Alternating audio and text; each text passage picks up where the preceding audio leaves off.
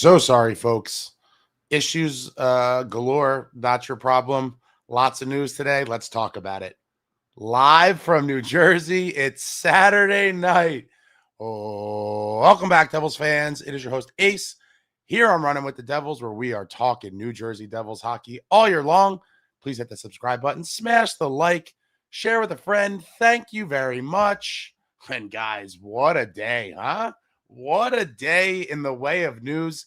Our beloved New Jersey Devils, currently a complete dumpster fire, total disaster, practicing in New Jersey before heading to Winnipeg to take on the Jets in what should be called the Toilet Bowl. Two horrible teams playing hockey tomorrow. And as a result of practice day, we get an absolute gauntlet of news, which answers a lot of questions, opens the doors to a lot of theories.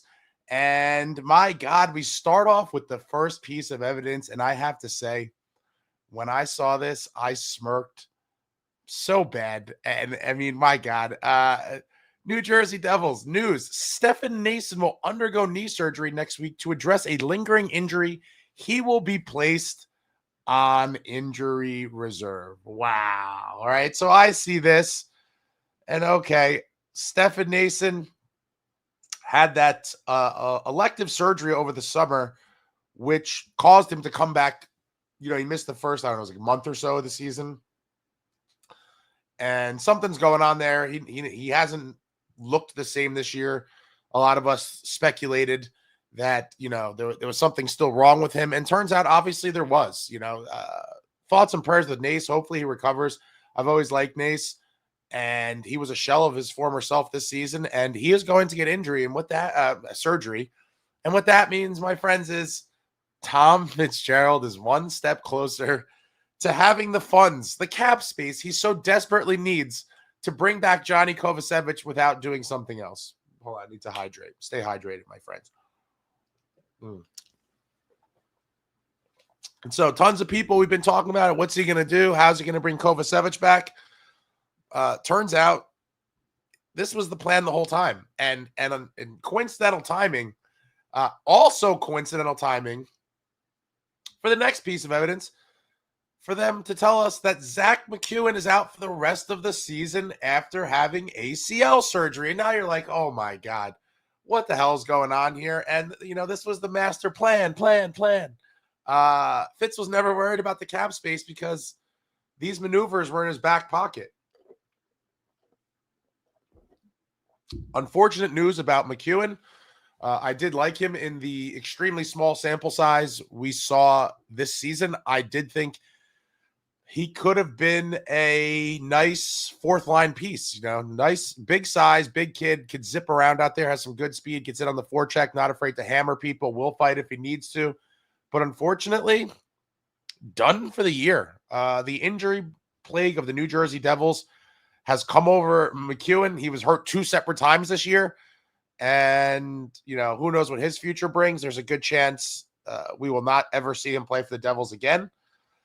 And so, Zack MacEwen, we hardly knew you, my friend.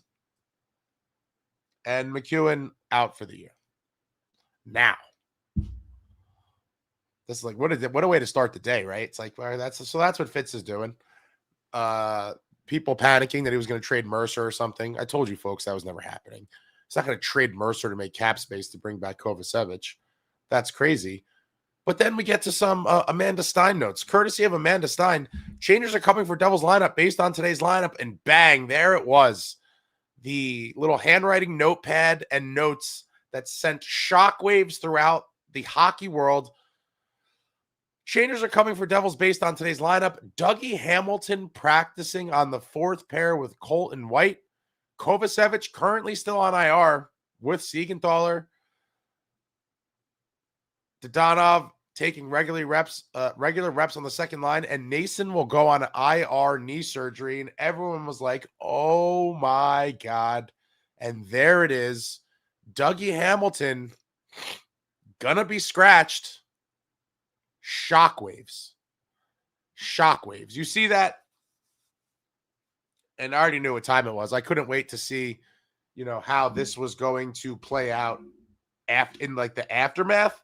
But it didn't take long. Obviously, I'll get to all that in a minute. But you see this and you say, okay, so they got, Jack still on the wing with Nico and Brad are on the top line. Meyer, Mercer, Dadonov, Gritz, Glass, Brown on the third line, and a fourth line of Palat, Glendening, Cotter, Lemico, the extra forward. And then we have those D pairings. And you're like, it's happening. It's happening. Dougie Hamilton is going to be a scratch. Something's happening. Something is happening indeed. And right away, my brain went to where it went. But Novo puts this out, I guess, shortly after practice. Requested to speak with Dougie Hamilton after practice, and he politely declined. Obviously, Novo was going to hit him with the sauce and ask him a million questions as to why, he was on the fourth pairing, what's going on, what has he heard. And Dougie, unfortunately, did not want to, deal with that. And I don't blame him. That's within his right. I mean, it is what it is. And, Novo said it was a polite decline because he knew he was going to get grilled and did not want to talk about it because it's not a fun situation. When you're a guy like Dougie, he was approached, the stories are twice, to waive his no trade clause to go to a team that was not on his pre-approved list. And like I've kind of speculated before, since the Quinn Hughes fumble, there's a rift of some sort in this locker room, and Dougie Hamilton is certainly a character involved. And now it's at a crescendo. It's at a crescendo. The noise is getting louder. I do believe that Dougie Hamilton has played his last game for the New Jersey Devils. This is now, a function, him being scratched is a function of needing a roster spot on D and also preventing him from getting injured while Fitz desperately tries to move him. And so you're like, oh boy, this is what a mess. Now he's on the fourth line. I would love to know what guys are thinking about that. When they see that happen, they obviously know, exactly what that's related to. And now we are one step closer to Dougie being moved out. And then we get this from Pierre LeBrun, reached out to Dougie Hamilton's agent, JP Barry. His response, Dougie was informed today that he will not be playing now that Kovacevic is back in the lineup. In our view, this decision is all about business rather than his game right now. Singling him out seems very calculated at this stage. Dougie has a 10-team trade list, and there have been efforts to trade him going back to the draft last year. So Fitz has been trying to trade him from the summer. And apparently there was nothing, really, out there for it to get done in the summer. We have made it clear to the Devils that we will consider teams outside our list and other creative ways to get to a team that is mutually acceptable. And then he writes, so Hamilton camp willing to be flexible beyond 10-team list if it means finding suitable team in a trade. Now, that doesn't mean he's going to go anywhere, because some people are like, oh, he was already asked and he didn't do it. Like, cool. He has whatever the 10-team list is. Again, we would love to know what that is, because why wouldn't we? But that's not public information. But the agent says he's willing to go to other teams beyond those 10. And so that does make it easier for Fitzgerald. Now, I don't know how much easier, because he's not going to say yes to any team you present. And that's clear. Because he's approached with two teams that were not on the list, and he said no. And again, I'm not going to bash the guy for this. This is within his rights. Guys negotiate for these trade protections for a reason, so they're not uprooted and things. Guys don't like to just set up shop in a new city and blah, blah, blah. And so, again, we don't know how many teams beyond the 10-team list, but I do think if Fitz can find a situation for a contender in a decent city, or at least what is perceived to be a decent city that is not on his list, that, Dougie will consider it. And so it's game on now. Fitzgerald should be burning up the phones nonstop, looking to find a new home for Dougie Hamilton. I'm sure that is the case.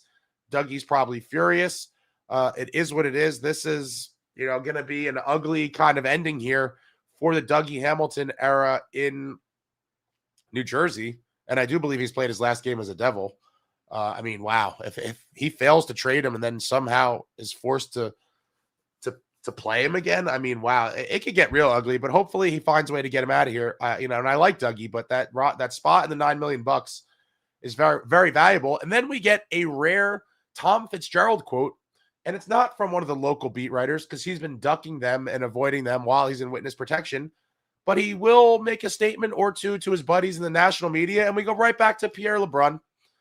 Reached out to Devils GM Tom Fitzgerald in wake of JP Barry's comments. That's Dougie's agent, who I just pulled up, his comments. As you know, we put Nemitz back in the lineup on Thursday. He's a young guy who wasn't getting, who we want getting his game back, where he had been easily our best defenseman before his injury. Pesce's play speaks for itself. He isn't going anywhere. And Kovacevic coming back gives our roster a spark we are looking for, and he was our best defensive defenseman all of last year, and that's what we want with our lineup now. This is simply Dougie being the odd man out with where our right side is, fully healthy for the first time all year. This is business of our lineup. And a lot of people have been talking about that as well. You know, who's the odd guy out when the defense is fully healthy? I've been talking about that all year. Before the breakout, a lot of people thought it could be Nemo. Obviously, with the amazing breakout season we are enjoying from him, I don't think it was ever going to be him. And this obviously is twofold. You know, Dougie has been struggling, and there is obviously the business side of it. And so Fitz is trying to be like that it's, you know, not about his play. It's just strictly about his play and has nothing to do with the, you know, pending trade situation, but that's kind of nonsense. But I do think two things can be true at once. It is a function of the play. You know, if Dougie was tearing it up right now, they're not going to probably take him out of the lineup, but he's not. So it makes it very easy to pull him out and to also use this kind of as a pivot moment in the potential trading of Dougie Hamilton. And so now you look at this thing. Let me just see if I missed anything here. This season is quickly becoming an absolute soap opera drama that we never wanted. It's unavoidable. It is what it is. This is where we are. I do believe the fumbling of Quinn Hughes was a devastating blow to this team in so many ways, aside from the actual, you know, the potential hockey player and game breaker that we missed out on. The human element of kind of what it did to this locker room and some of these individuals, I think, is brutal. I don't know, you know, if we will be able to recover from all this. I hope that we do. And winning cures all. I mean, we are in a bad way right now. This team desperately needs a spark of some kind and needs to start winning games immediately if there's going to be any chance whatsoever of making the playoffs. Currently in 7th place in the wild card standings, 5 points behind Pittsburgh. They have 51 points. The Devils have 46, and they've played one less game than us. And my God, who would have? Let me just pull this up. Bear with me 1 second.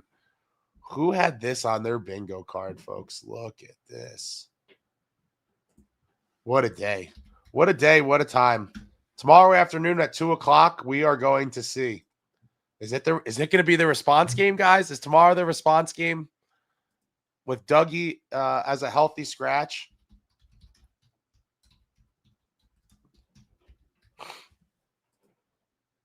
Is tomorrow going to be the response game? What a mess. What a mess Fitzgerald has made here. My God.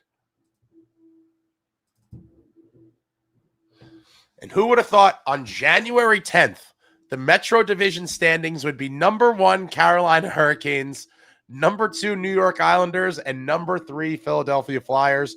If you say you would have predicted this, you are completely full of you-know-what. What a time. What a time. And the season goes on. The division is super tight. The entire conference is super tight. Now there's a little bit more of a disparity between first and last place. Now it's 14 points, and the Jackets may just be, they might just completely fall apart, as the Senators, Rangers, and Devils may as well. But there it is. The boys are currently 5 points out. Not impossible, but not too encouraging. I mean, there is 38 games left, a little less than half of the season left for this club. There is a path to the playoffs, and it starts with winning and winning now.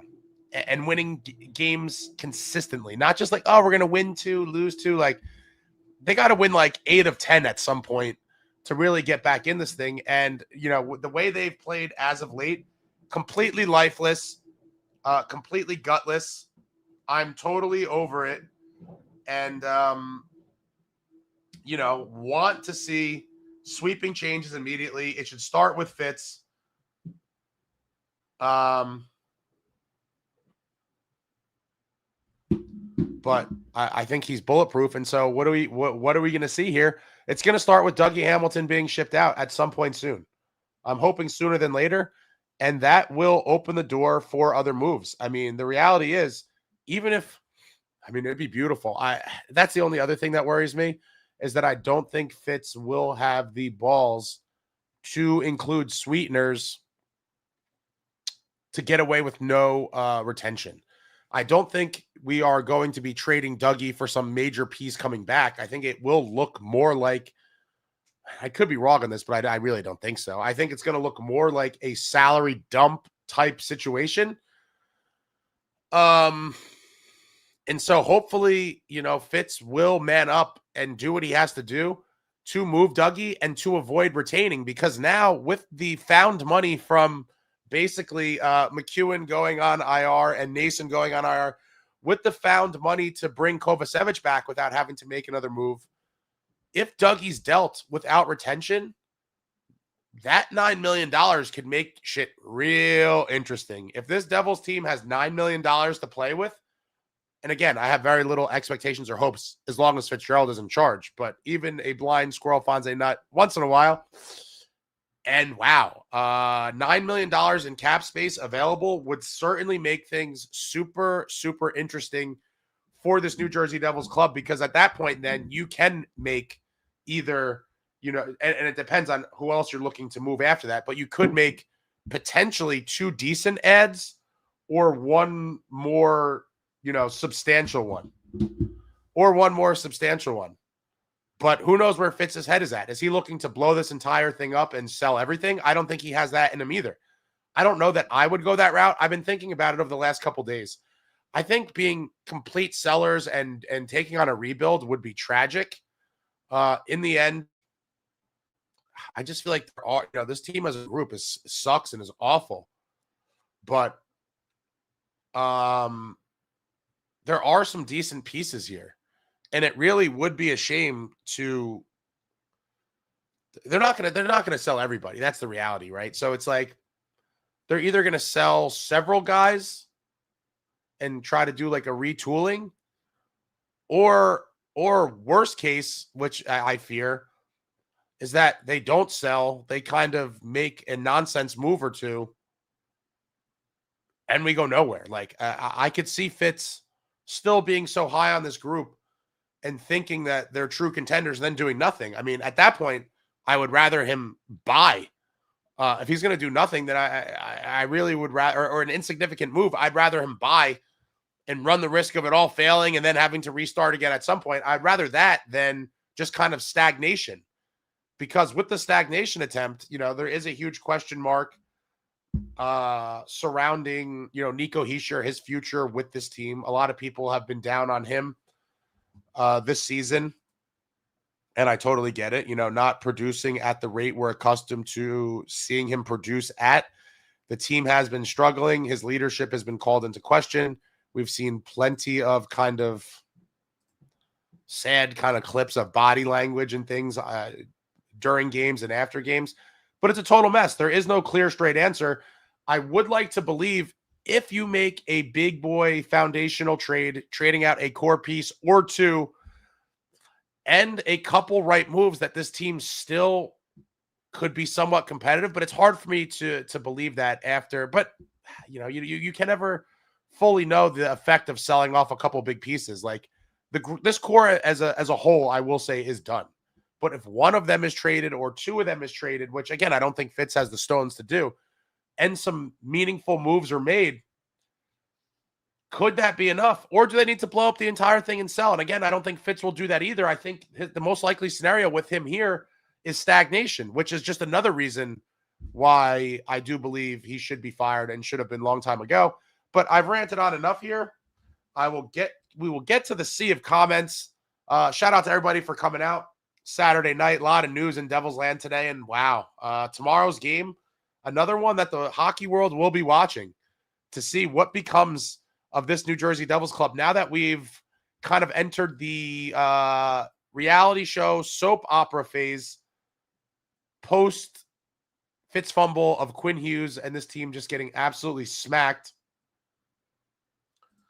Michael says, Noesen makes sense. He seemed off all year. Yeah, he just never seemed like the guy from last year, and he was still hurt. I mean, it sucks for him. Very fortunate for Fitz.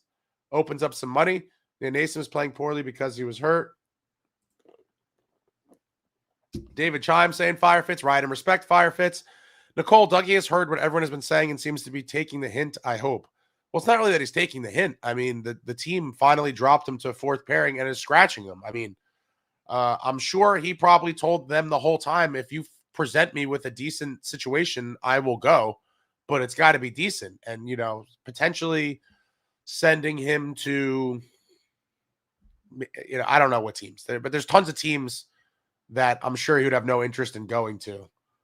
And so he's kind of waiting for the best scenario to come across, but maybe his expectations or his criteria of sorts will kind of lessen as time goes on, because if he continues to stay scratched, he's probably not going to like that. But, you know, he might be the type of guy that's like, I don't even care if I don't play. I'm making $9 million. I still live where I live. You haven't uprooted my life. Life goes on. All right. I'm far behind here trying to scroll up.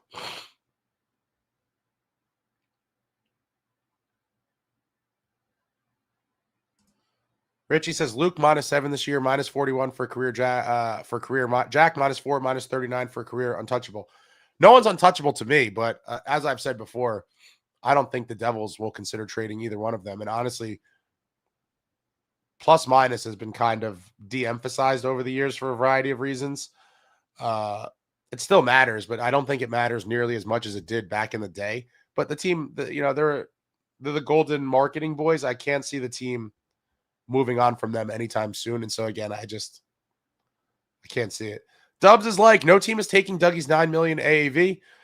From what I understand, they can't go past their 3 retainments. We will have to offer a third team draft picks to take on money. Ridiculous. But you know what? I rather have the cap space and burn the draft picks, to be honest. Assuming that we're going to do something with it. We've seen scenarios before, though, and then that will drive me off the deep end. And then I'll go nuts. If we basically include draft picks to not have to retain, but then don't do anything with the cap space, I'll be livid, because that's essentially just selling draft picks for cash. I can see that happening too. I mean, nothing's off the table with this group. You know, Fitz in this ownership group, in my opinion. Tangent for another day, but wow. Mateo, really happy he is scratched. Softest 6 foot plus defenseman of the league. Also, since his injury, his shot didn't get through anymore. Yeah, I mean, the Peck thing, the Dougie straight bomb, the clapper as we knew it, has been, you know, pretty much disappeared. He still could snipe he has a very nice wrister and what I would call a snapper, but the total bomb is gone, and he's obviously on the decline. I mean, this is what happens to some guys at different ages. Coming off that injury, it's you know, happening to him. Nicole, I'd love to see bigger, more significant move, aka firing Fitz. However, I'm not mad that some moves are being had. Firing Fitz needs to happen, but I don't think it is, unfortunately. I think we're kind of stuck with him for a long time. It is what it is. And, you know, I really don't see a positive in or anything indicating that he's going to be gone. Now, if the team misses the playoffs, depending on how much money that costs the team, could that piss off the owners enough to can him? I think so. I think it's still 50-50. A lot of people think or thought it was a foregone conclusion. I don't, but we will see. But it starts with a competent general manager being brought in for sure at some point. Robbie's bench toss. Tommy, I refuse to lose a trade. Fitzgerald pulling out his tricks instead of sacking up and making a move. Now we find out what we have to do to sweeten the pot on a number 7 trade imminently. Do what you got to do. He's got to get out of here. Really got to get out of here. James says, not sure how many people are going to agree with this, but Dougie being on the trade block clear caused a lot of drama in the locker room. When Dougie gets traded, I want to see how this core does. But again, like, you're grown-ass men. Like, how much can this really be affecting everyone else? Like, it's pretty pathetic if that's the case. Like, oh, there was a trade that almost didn't happen, and now guys are upset. And then you go out there and play like shit for weeks. It's a tough sell to me. I do think it's pathetic, but this team has showed they are mentally and physically weak, a terrible combination. And it will be interesting to see how they respond when a big deal inevitably happens. But, I still would like to see that foundational kind of shakeup to this group by someone in the core being traded. I've already talked about this for a while. Like, I think that sends the message, clearly sends the message, and then hopefully some right pieces could be brought in and go from there. But it is long overdue, in my opinion, to shake this thing up, because as it is currently constructed, this team is going absolutely nowhere. Wither says, I've seen enough. Devil Heaven overdue. Mooseman Fitz should have scratched Dougie during the Quinn Hughes negotiations. I mean, really, you want to go back in time machine, he should have traded him in the summer. Now, listen, I'll be the first to say I didn't want him to, for a variety of reasons, but I'm also not the GM. Like, they should have known, how good Nemo was and felt fine trying to move him. And the reality is, based on all these reports, he very well may have intended on trading him in the summer and nothing materialized, and he could not get it done. That is a possibility, which seems like even more of a fail, right? Like, oh my God, how do you not? Who knows? We'll never know the full story, or at least not anytime soon. Beachmaster says Noesen news is worst, in my opinion. It's a punt. I don't think so. I don't think that it is necessarily, but I'm sure the punt team is licking their chops on the sidelines. Devil Heaven Dougie sucks. It's time for a change because Stone Cold said so. Ride and respect. Novo is a dog, one of the few in the media we have. Timu, the locker room must be a toxic shithole. It could be. It definitely could be. Devil Heaven, let's shake it up, open this wound up and heal it. David Chimes, Noesen was struggling, definitely in pain. Wish him the best in surgery. Yeah, it really sucks. To miss the start of the season, to be part of a kind of rocky road for a couple months, or however long, a few months since he's been back, a couple months, and now to have season-ending surgery. It sucks, but he probably is like, this team's a dumpster fire. Stick Things appreciate what he's done, but it's clear his game is not what it was, and he's a source of contention in the locker room. Bye-bye, Professor Douglas. Best of luck. Seth says Palat needs to be gone. Crazy Alex seems a bit too late. Nicole, we're all ready for this trade, I believe, at this point. Yeah, it just needs to happen. That money could go a long way. Again, we still have Fitz in charge, so there's still that hurdle or constant hurdle and sort of a impediment on the organization. But who knows? Maybe he strikes gold somehow. I mean, that's all we can hope for, right? Like, my expectations and hopes with this guy are just so low. But wow, ride and respect. I don't equate Fitz's efforts to trade Dougie with other GMs who would have been in the same situation. No, definitely not. I believe, other general managers would have had it done already. But Ryan Demand, who do we get in a trade for Dougie? Nothing of substance. Hopefully it's more of a cap dump move. Maybe a late pick. I don't know. A prospect. I have no idea, but hopefully nothing of, hopefully no big salary or any salary of significance, I should say, is coming back, because we would love to have this $9 million freed up to be able to make other moves afterwards. Devil Heaven, remember Fitzy doesn't have a magic wand. Devils fans, only human regardless. Timu says, who the hell even wants Dougie? Someone will take him. And I think he's a guy, again, we've talked about this before. A lot of guys struggle or whatever. They look like they're toast. They go to another team and they look revitalized. They start playing better. And look no further, guys. Hold on.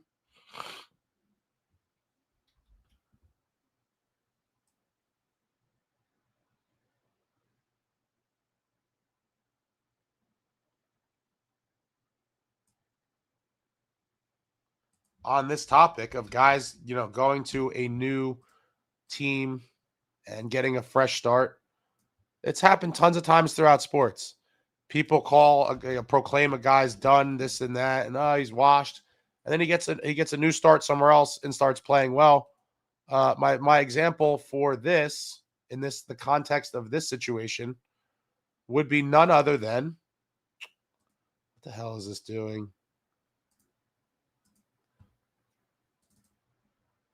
Eric Halla, kids. 69 games played with the Devils last year. He had 11 goals and 10 assists for 21 points in 43 games.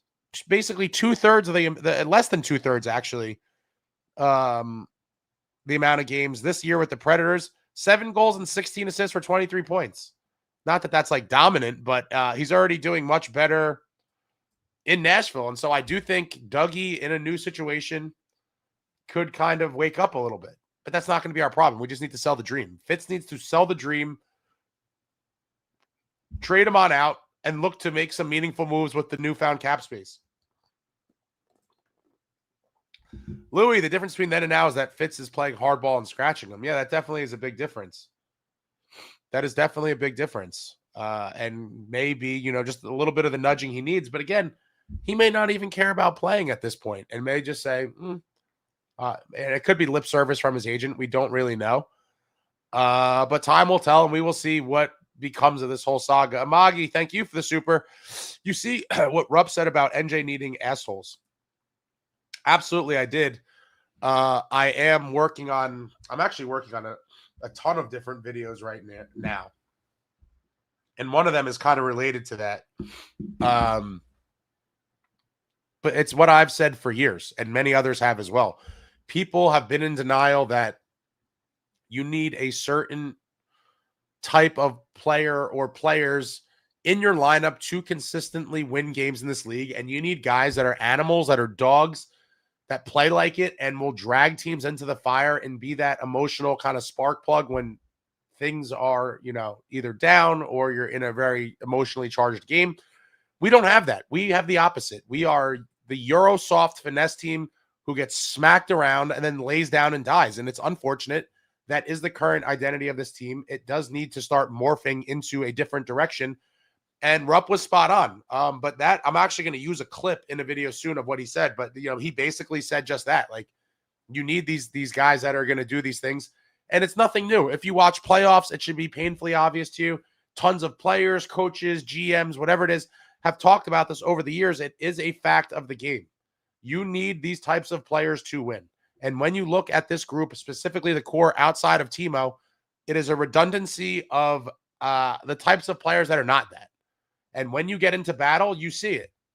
They just wither and die because they're not cut out for it. And teams smell that fear and they beat on us some more. It's pretty sad. Team Mahos, I think there are teams that would take Dougie, hence the fact that he was asked at least twice, to waive his no move clause. The other team must have accepted the deal. His value is very low right now for us. We just need to get him out of here at this point for the money and to just put an end to the chapter and stop the soap opera.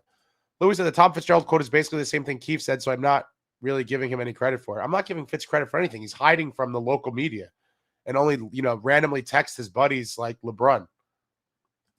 Trade Dougie for Ryan O'Reilly. I think you wish. They would never do that. Dougie wants to stay on the East Coast. That's interesting. Dougie to San Jose. I mean, wow. Has San Jose, with the emergence of them playing good. Look at that. Toffoli scored twice and got the OT winner. Uncle Toff, 2 goals and an OT winner against the Stars. Are the Sharks a more desirable destination now? Hanging on to the 3rd spot in the Pacific, and it's tight out there as well. There is no guarantee they make the playoffs, but what a young, exciting group. And I do think there is a chance that they make the playoffs. I mean, Celebrini's going off. I will be rooting. That might be one of the teams, or probably the team I'd be rooting for when the playoffs start if the Devils do not make it, which at this point it's not looking like they will. Robbie's bench toss business. Fitzy isn't going to throw Dougie under the bus. He doesn't want to tank any perceived real value he has. I think he learned from openly bashing Holtz. Oh, God. I was furious about that. He was just so eager to bash Holtz publicly. And it was like, buddy, you're trying to trade this guy. And you're out here kicking his back into the whole world. Terrible. David Chimes, Fitz is horrible. Calling out rest of the blue line in that quote. Just had to say Kovacevic and Nemo are good players. Doesn't have to compare him to other guys except maybe Dougie, booze face. Yeah, it is what it is. He's made a mess. He's made a mess entirely. Zach says, Austin Matthews, 34, going to be a Devil. Where are you going to keep dreaming, man? Running with the Wooden says Quinn sucks, which is obviously insane. Dogzilla with the fire fits. Go to Hockey Ace. It's pretty simple. He's being paid not to be invisible, and he's been outplayed by Colton White, who's probably getting an extension with a sub $1 million AAV. Easy math. Yeah, White was a great kind of surprise fill-in on the season, right? I don't think anyone saw that coming. I think coming into the season, most people or everyone, I think, would have had Seamus Casey over him on the defensive depth chart, and Ethan Edwards as well. And, you know, White has come in and played a ton of games this year for the Devils and has looked very good. I fully expect them to try to sign him. I don't know that 1 million, you know, the sub 1 million will get it done, but it'll be relatively cheap for what he brings. The weightlifting lab, Fitz is not going to get jack for Dougie. He's not worth anything. This is going to be a salary dump. Maybe we get a 6th-round pick, which is fine. Just recoup the cap space and all as well. Running with the Woodson, no more undersized players. I completely agree with that. Ryan Demand, Allen and Dawes should be the goalie tandem going forward. Again, not going to happen. They've obviously that very weirdly timed extension for Jacob Markstrom at $6 million a year. We all just need to hope that Markey finds his game and can stay there consistently. Obviously, there's real cause for concern right now. I mean, I think that's obvious, but, and I like Dawes, but, you know, here we are. Fitz with another bad move with the timing of that contract. It was very, very bizarre. Cape Dweller, business decision. They decided to give Dougie the business. Yes, they did. Thinking Dougie goes to the Sharks. That would be, I mean, if I was him, I would accept it. Exciting young team, California sun. I think the travel for them is pretty brutal, but, you know, to have a chance to be on a young, hungry team like that. I mean, look, they're in a playoff spot right now. And we're not. So, you know, what does that tell you? What are they? Let me see. Their points percentage currently is .557 points percentage. Devils are at .523. Pathetic. Absolutely pathetic. Traveling once again. Fitz is late to the party. He's always late. He is always late.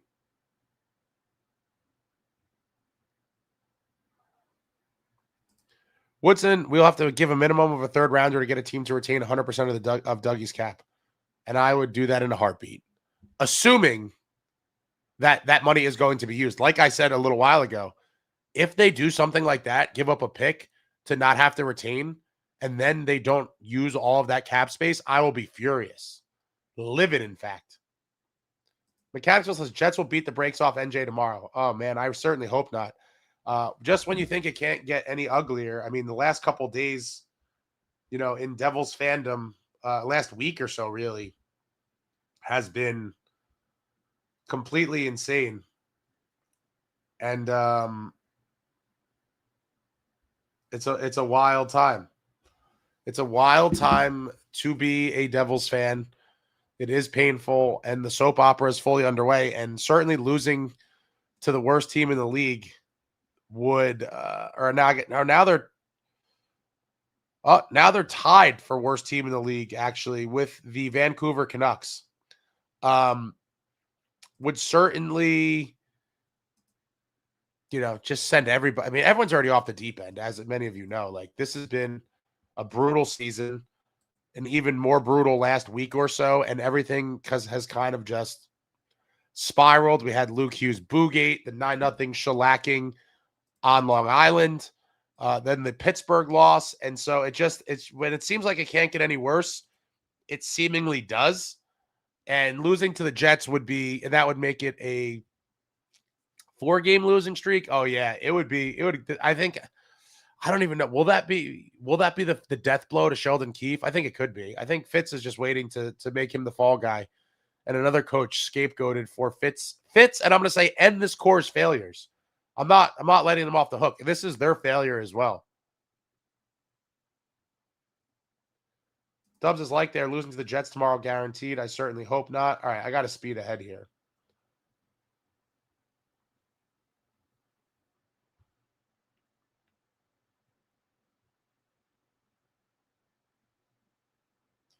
John says, do anything to get Kadri and Tuck, especially Tuck. Then bring in Torts or DeBoer. Then we'll start behaving more like a playoff team with some cojones. But those are win now moves. Once upon a time, I was there.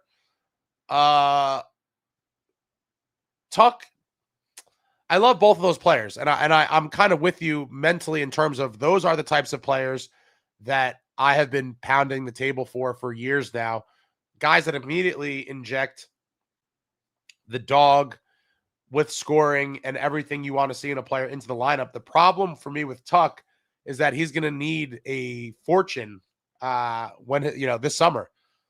Rumors are like 11, 12 million bucks. I don't know that that's the best usage of cap space. And I would look to see if there's any guys out there who are signed with some term left for a much lower number. But in a vacuum, I love both of those players. And the Kadri one, that's a win now move too. Older guy, doesn't scare me. I've talked about this a million times, but I think he's at like 7 million bucks with several years left. Like, if you're not really in a position to win now, which I don't think the Devils are, I did think that up until a week ago, but laying down and dying and losing 9-0. Yeah. So he's got,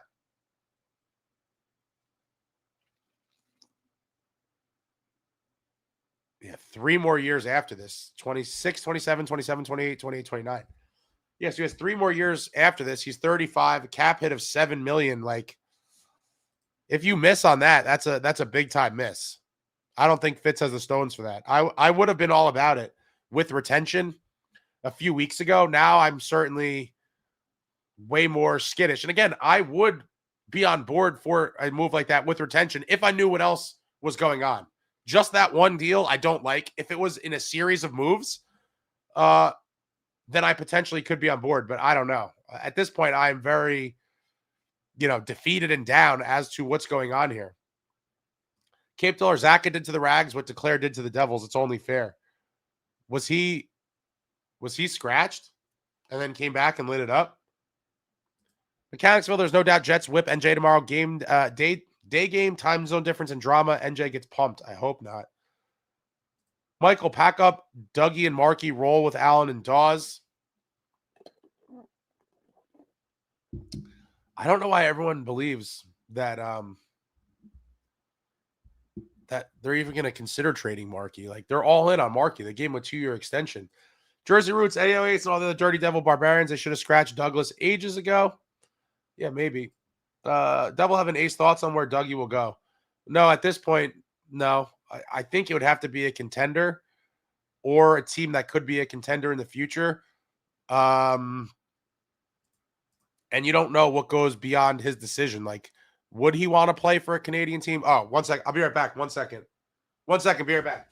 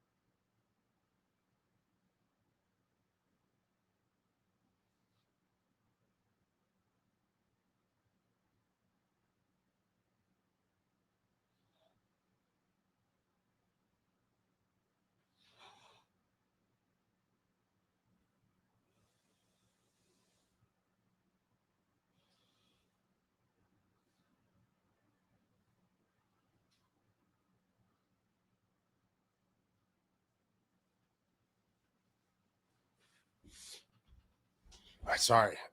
One of my buddies dropped something off at my house. What a pain in the ass. but no idea. Any team that he will agree to go to that will take him on, and hopefully, again, it's without retention. If we have to give up a pick, so be it. As long as that money is used elsewhere, they should be looking to trade, to make future moves, free up all that money. Go to Hockey heard the trade that is being discussed with Utah. I think I heard rumblings of that too. Hamilton for Tanev.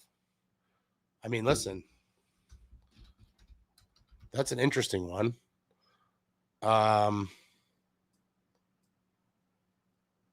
What's he doing this year? Oh, brutal season for him. What's his cap hit?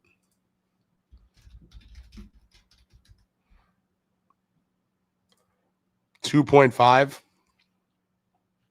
So if there was no retention on either side, he's in year 1 of 3, 34. I mean, wouldn't be the worst. That would free up $6.5 million. Not the worst thing. Curtis, do you think Keefe should be gone? No. I'm not going to call for him to be gone. I've talked about this a lot. He's lost some points with me in the past couple of weeks. Bear with me 1 second.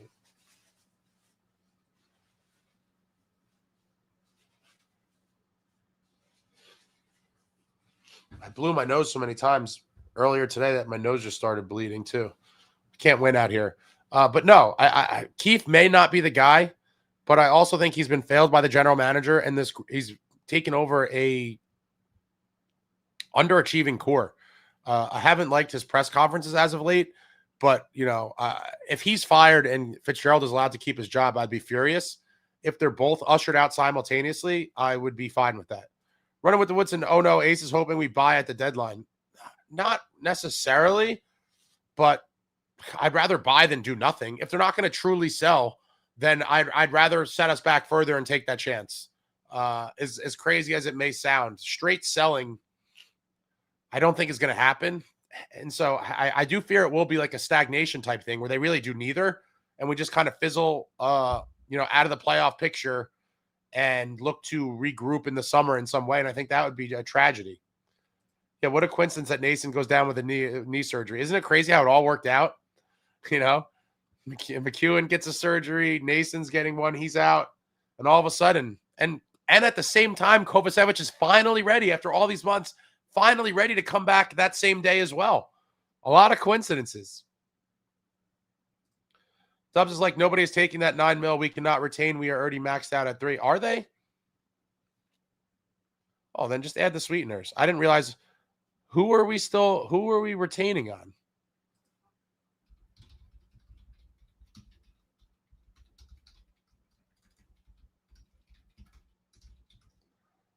Let me see.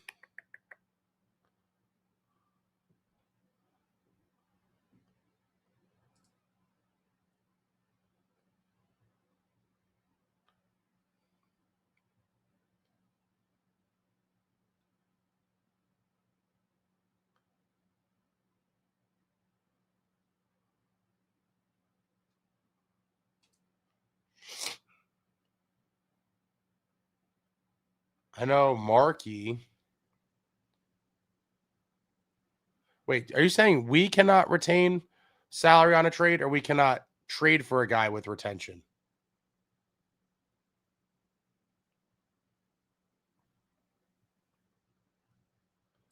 Critter Chronicles, don't know anyone, how nobody's talking about the fact that Fitzgerald had at one point the top 2 goals in the entire league in goals against. Wedgwood and Blackwood. Insanity how incompetent this guy is in every way. Again, I do think this is unfair. As much as I don't like Fitz, I do think people add, with hindsight, lists or they add crimes to his list of crimes that I think are a stretch and unfair when there's no need to. The rap sheet on him of legitimate offenses is miles long. But for me, Wedgwood and Blackwood, like, I can't count those. I'm sorry. I've talked about this before. At the top, and maybe there's some random people who, because at some point people complain about everything, but for the most part, there was no outrage when we moved on from either one of these guys because it seems to make sense at the time.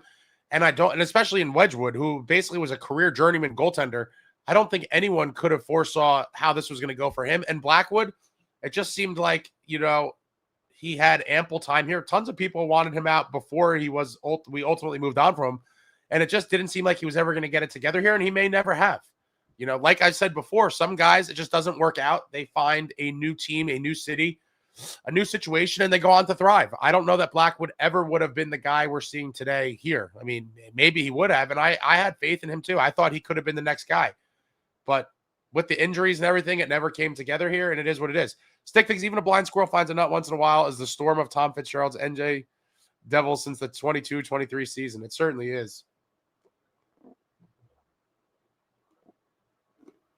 Yeah, I want to know what he's talking about too. I think there's a limit on how many guys you could have on retained salaries. I'm not sure if that's what he meant. Well, that money saved from Dougie, and please also plot, is going to Grits and Nemo to keep them from moving on from NJ, because right now there's not much keeping them here. We can't lose them. Yeah, 2 big pieces, restricted free agents. That's a thing to worry about for the future.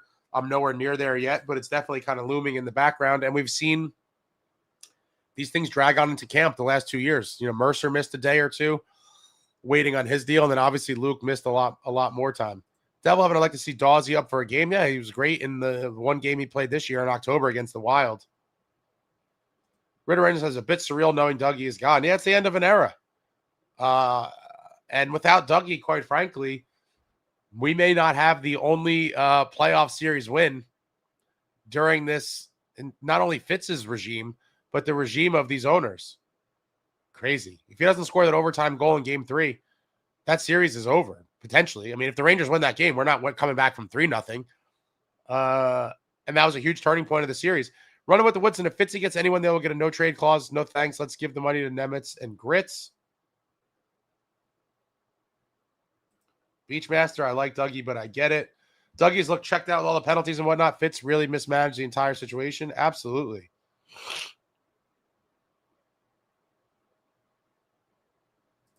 Critter Chronicles, as for Dougie, don't let the door hit you on the way out. He single-handedly ruined the Quinn Hughes trade. I'm going to put that on Fitz for not being prepared. And when the call came from Vancouver, he just could not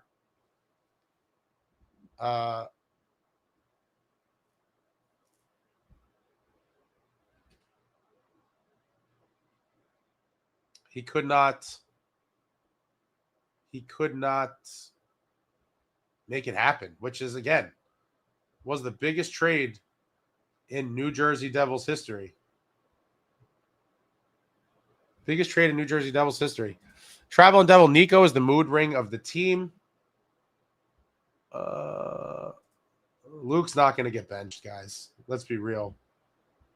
Let's be real. That's not happening. Markey for $6 million the next 2 seasons, we were cooked. Yeah, listen, it's not looking good right now. I'm not going to try to sugarcoat it, but there is plenty of time to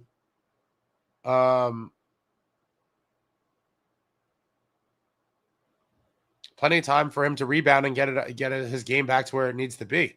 Obviously, there's a chance that it doesn't happen, but he was playing pretty damn good before that meltdown on the island. Chris Ladd says now let's bench Palat. I can't see it happening. I mean, wow, if they're able to free up his money too, my God, that would be wild. Devil Heaven, I love matinee games. There's pros and cons to everything. Beachmaster Devils is a Mickey Mouse club. All right, okay. Kevin Schwartz, curious on your thoughts. Given the strong start to the season, now the state things are in post-failed Quinn deal, Denver and healthy, what percentage of issue is mental, systematic versus physical talent? A good percentage of it's mental, but, you know, a lot of it is not. You know, these guys do disappear for long stretches. They are physically weak. And when teams employ a, you know, effective strategy to shut them down, take away the transition, beat them up a little bit, they wither and die. And so I don't know the exact percentages, but it's a little bit of everything. A lot of it is mental, and a lot of it is just they are physically weak. Very talented, but weak nonetheless. And smart teams know how to make it difficult on them where they will give up. They have shown time and time again, you make it rough on them, they will give up. Moose Man, thanks you. Hit the thumbs up for your boy. Appreciate that. Fitz should have been canned last season. I thought Fitz should have been canned after the 23-24 season. That's where I was when I was completely done with him. To allow this team to drown because of poor goaltending and not do anything about it until deadline day when it was entirely too late, unacceptable. Following up a franchise record-setting season and a playoff round 1 to miss the playoffs, I believe that was the beginning of the end for this group. I do believe that did a lot of damage to this group as a whole. They did not get to go back and continue to develop as a group and go through the whole process of the playoffs and the travel and the playoff wars and all that stuff. They were deprived of that after their first taste of success the prior season, or at least the first taste of success for most of them. Really all of them, for the most part. I believe was a massive, massive fail by the organization. And that's when the loser mentality, I think, really took over.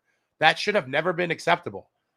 To set a franchise record the season before with 112 points, win a playoff round, and then miss the playoffs, completely unacceptable. Completely unacceptable on so many levels. Yeah, thanks, John.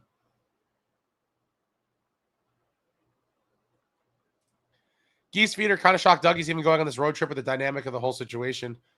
Well, I guess, if someone gets hurt, he's probably going to be the first guy back in there. And with this team, we know that's always possible. Losing is poor marketing. I completely agree.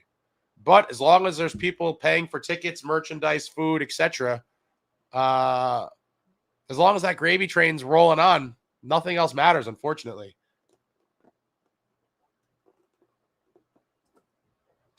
Trade Dougie to Toronto for Domi. I think Domi, what does Domi make? I like him. I don't know that I like him enough. Yeah, 3.75. 3.75, huh?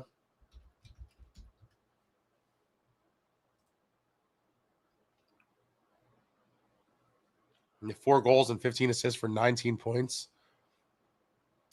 I don't know. That's an interesting one. Dogzilla Fire, Fitz chance need to rain down from, I guess, the arena. David Chimes, Tyler Toffoli, 2 goals and thrilling Sharks comeback victory, down 2 goals in period 3 against Dallas. Sharks in third place and overachieving more than any NHL, any team in the NHL this season. We stink. Yeah, they might be my team for the playoffs if they make it and the Devils are out. Fire Fitz needs to rain down from the upper deck of the Prudential Center.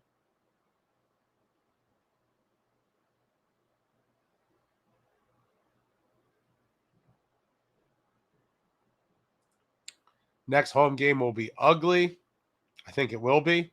And obviously, if they lose the next 2 games, it'll be even uglier. Mr. C, assuming we can get a player in a trade who might be a good fit in your opinion. Love the show. Keep up the good work. Thanks, Mr. C. Anyone who has grit at this point. I mean, this team just desperately needs to move away from the soft finesse identity of this team. And listen, you need those types of players to win, but you also need the other types of players that we have none of. Guys that can score a bit and are just nasty mothers. We need anyone who fits that description. I am all for. Ace, Alan says, Ace, unless I am wrong and read that both Stamkos and Ryan O'Reilly both turned down a trade to the Devils. Did you hear that? No.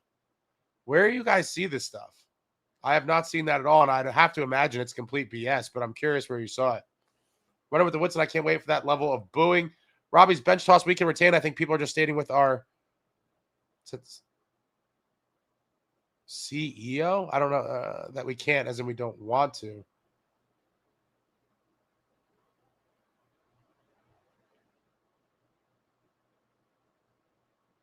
Dogzilla, how much longer will Fitz be allowed to destroy the franchise? At a minimum, I think the rest of the season.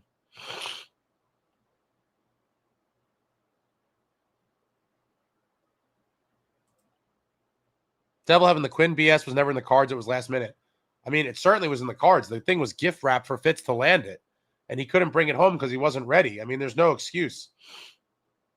Cactus says, Boldy just scored with an assist by Quinn. Wild announcer says, Quinn has ignited our offense. And to think Quinn could have done this for the Devils, idiot Fitz. Yeah, I mean, I can never pretend that it wouldn't have been a great deal for the Devils. A lot of people are like, oh, trying to using some sort of coping mechanisms or whatever in the fact that we lost them. But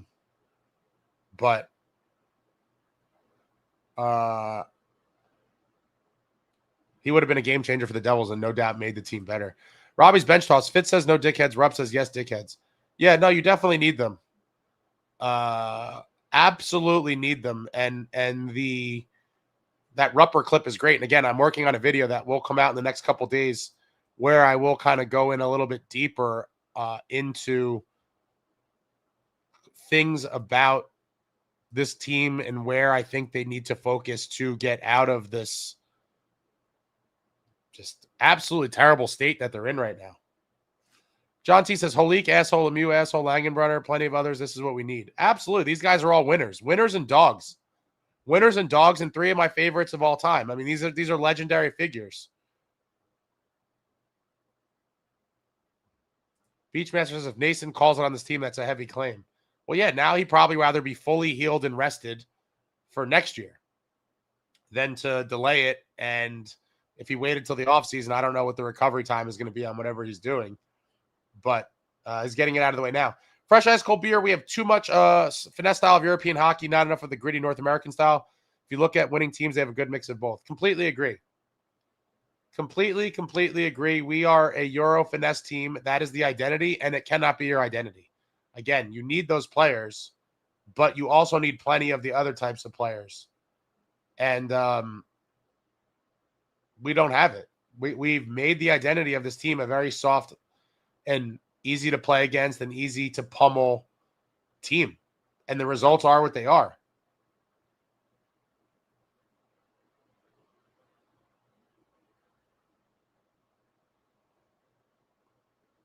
I'm super behind. I'm trying to catch up here.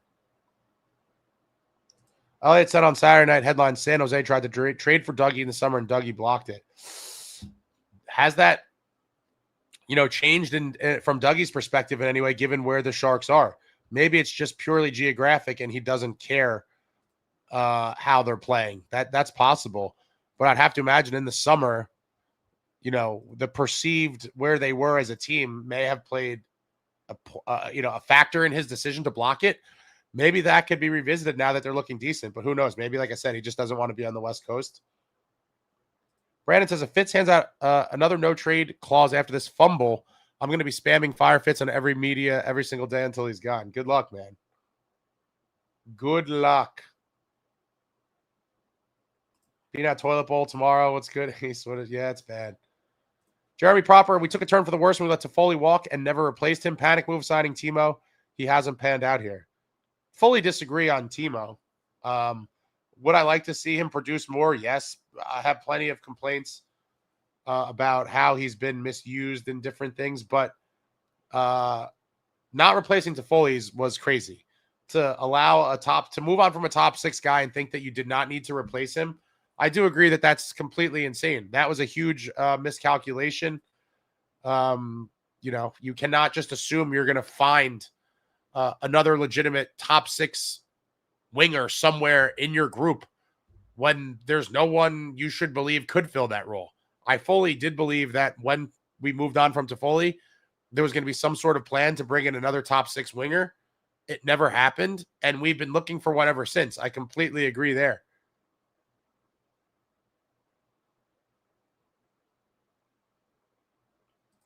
Paulie says, Boozeface has to sell the idea of Dougie, but he couldn't sell water to someone dying of thirst. Yeah, you guys are crazy. Jeremy Proper, where's Haminaho? He's lighting it up in Utica. Yeah, I'm curious to see with the emergence of him in the A. It looks like he's been kind of, over the past few weeks, producing at almost a point per game.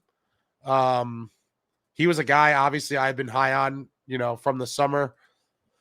Has been one of our higher rated prospects for quite some time now. And quite frankly, we really don't have many prospects in the pipeline to be excited about. And that's another indictment on Fitz and his poor drafting. That's a topic for another day, but maybe we do see Haminaho called up at some point to try to spark the bottom 6.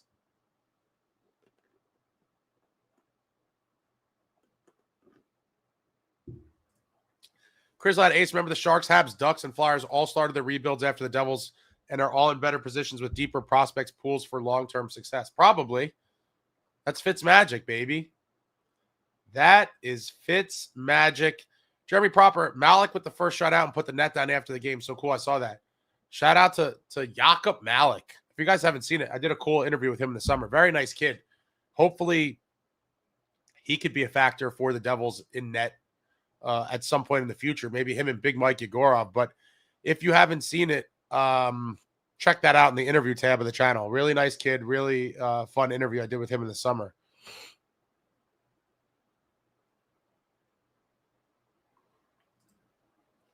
Jay Stone, the sad part is we've been in a forever rebuild and still couldn't get it right. No cap and core that can't win, no prospects. Yeah, it's a sad state of affairs right now.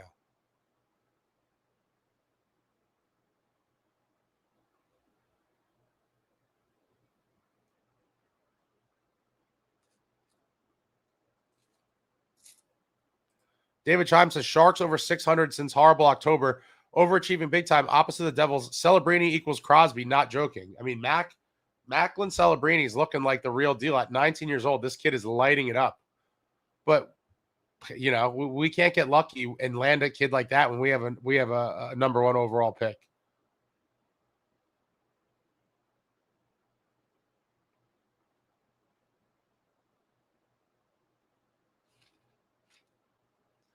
Louis, I didn't hear anyone talk about how the Devils narrowly missed 2 5-game losing streaks in the same month, December. I am pretty sure.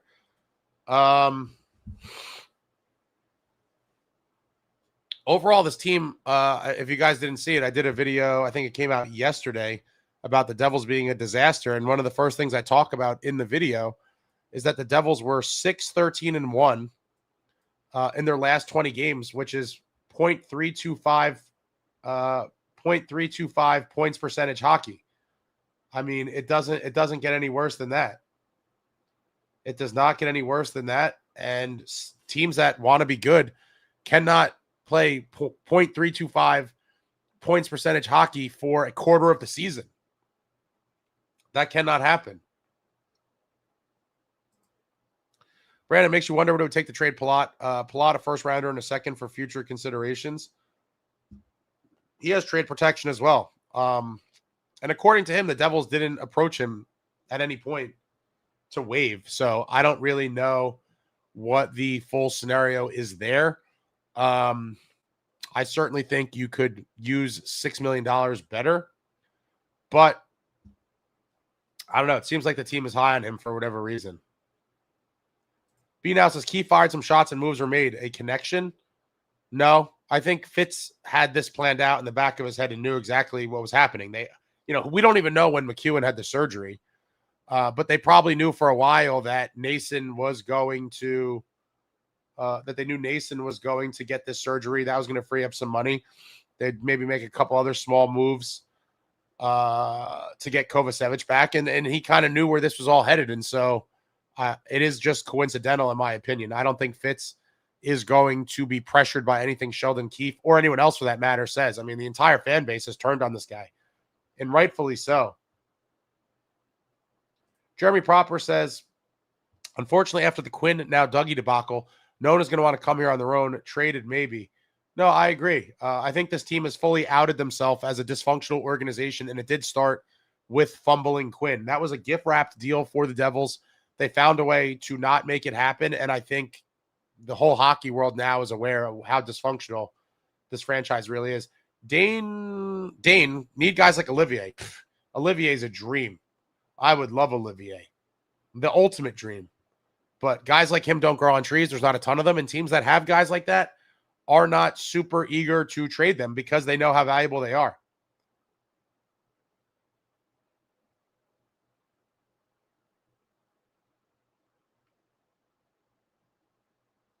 Dubs is like, guys, what are we talking about here? The Devils are a lottery team and will not be making any win now moves.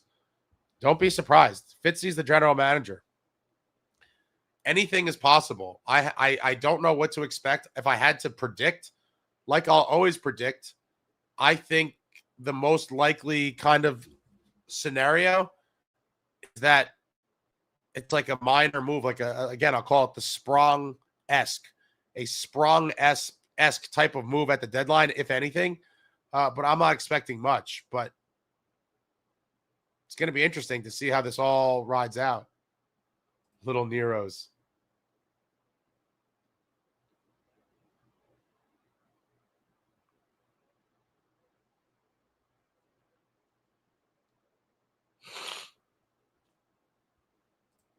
I know my man, oh my God, Don LaGreca always talks about the Manuka honey. I know, I was going to go pick some up. We got a devil, Kiefer from Devil Heaven. Kiefer is not the answer. Oh, is it firing him's not the answer? I don't think that's going to change anything either, but it seems like with each passing day, more and more people are fine with him being scapegoated and being Fitz's fall guy.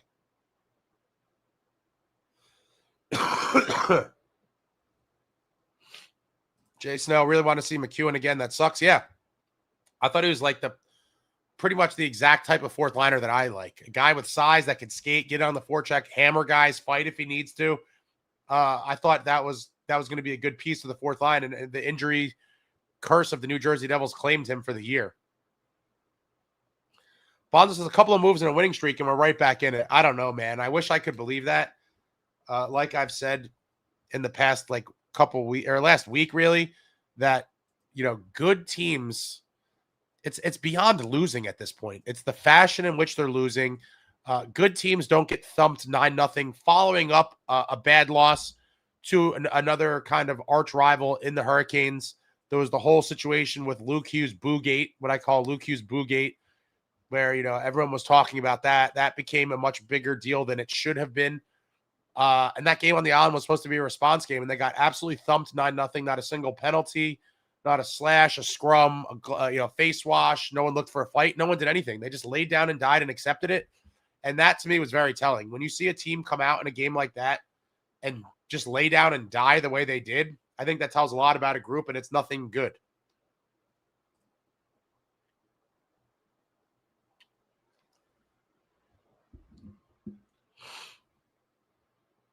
Hokic says this organization is terrible at developing goalies in recent memory. I mean, in recent memory, I think this organization is terrible at developing everybody. I mean, like who has really been developed? David Chimes, only dead cap Devils have is $1 million bonus overage and 110 Mark McLaughlin opening day IR penalty. We traded. He was part of that. He was part of a deal from Boston.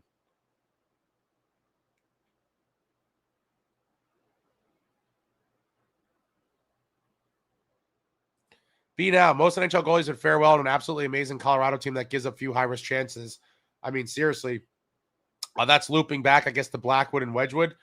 I will say, Blackwood had pretty decent numbers on San Jose before they've kind of made this upward push. Like he was there for a couple years or whatever it was. They weren't great, and his numbers were pretty damn good. I think he really found the top of his game while he was in San Jose, and he garnered the attention of the Avalanche where they made a move for him, and good for him.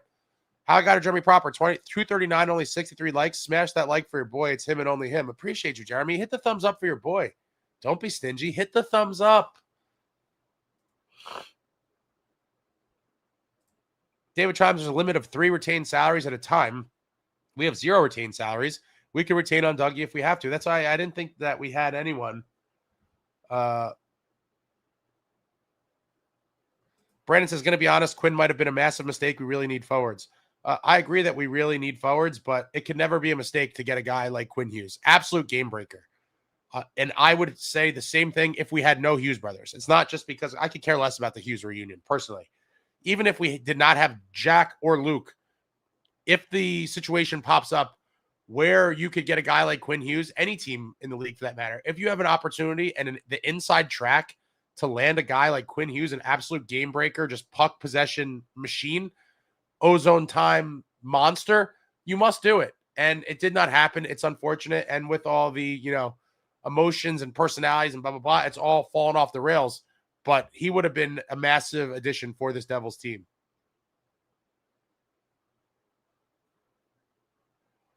Jeremy Popper says, start with stripping that A off Pally's chest. Send another message. That's not going to happen. It's very rare you see moves like that. I don't think anything good could come of it. I don't think anything's going to happen there. A lot of people have been saying this about, total overreaction. People saying it about Nico. Like, that is not going to happen. Cape Diller, interesting that 2 young goalies leaving are doing pretty good.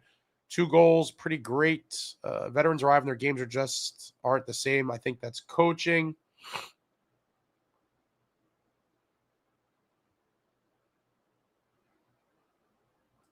Jeremy Proper says plot serves a purpose just at 3 million, not 6. Yeah, that's obviously, why he's a target. Guys with big contracts are targeted. He's obviously not giving us $6 million worth of value. And so he's been kind of, a target. And I get it. Like, it could be worse, but yeah, not ideal. And as a result of the plot contract, many of our fan base is scarred by guys like over the age of 30, and they believe that we should never obtain a guy over the age of 30 because they're washed and this and that. And everyone was saying that about Stamkos, and any name that comes up linked to the Devils who's over 30, they will say the same narrative about how he's done and we don't need a guy like that, blah, blah, blah. And they don't realize that not every guy on your team needs to be in their prime, or not every guy needs to be in their prime to help a team win. Absolutely not. And everyone was saying that about Stamkos. Money aside, I would love Stamkos on this team.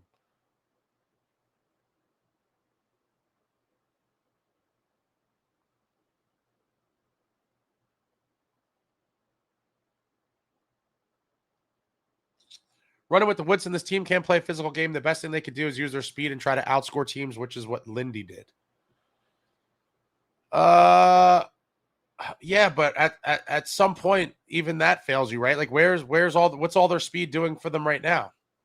And again, it's not that they're not getting chances. And that's another thing I just have to keep reiterating when everyone's like, fire Keefe, because it is sad that many people will turn on a coach instead of just, making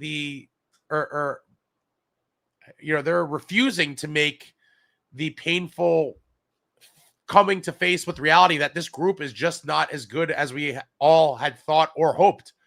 And they are getting chances.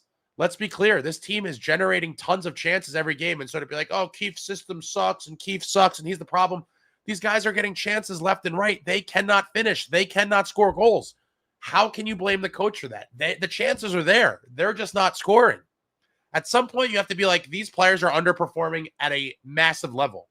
And I do understand a lot of times a coach will be kind of the fall guy to try to shake a team up or whatever. But, for people to actually believe that Keefe is the cause of some of these issues, I do think is unfair and kind of wild, given that we've seen this team give up on other coaches as well. This is not just something that's happened under Sheldon Keefe. David Chimes, Ace, do you think we beat the 1-11 in the last 12 Jets tomorrow? No, because Hellebuck is in net, or I think will be. Let me see. Are they playing today? And while they've struggled mightily as of late, including Hellebuck, he will be prime Hellebuck tomorrow. And we will have difficulty scoring because we have difficulty scoring even on scrub goalies like Skinner nowadays.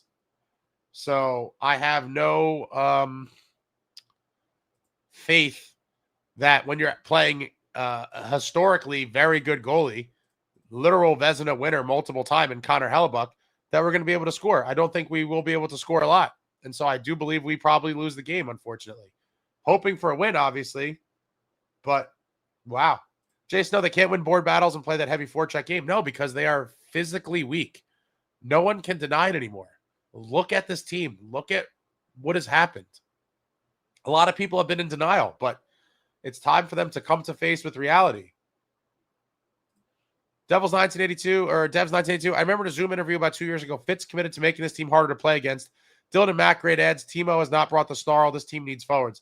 I would like to see Timo ratchet up a little bit.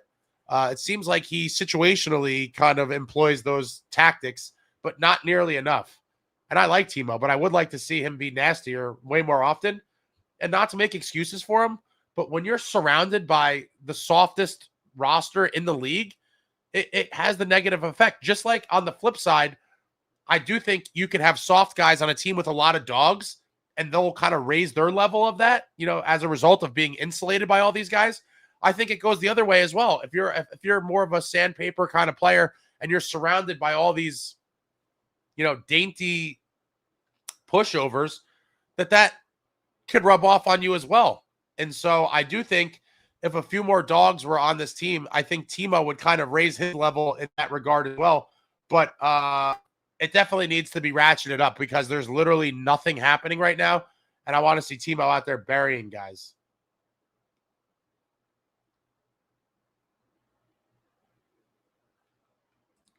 I saw someone say NJ is in talks with Toronto about Nylander. Dude, you guys believe, like, what are these crazy, random, painfully obvious, just like clickbait spam sites?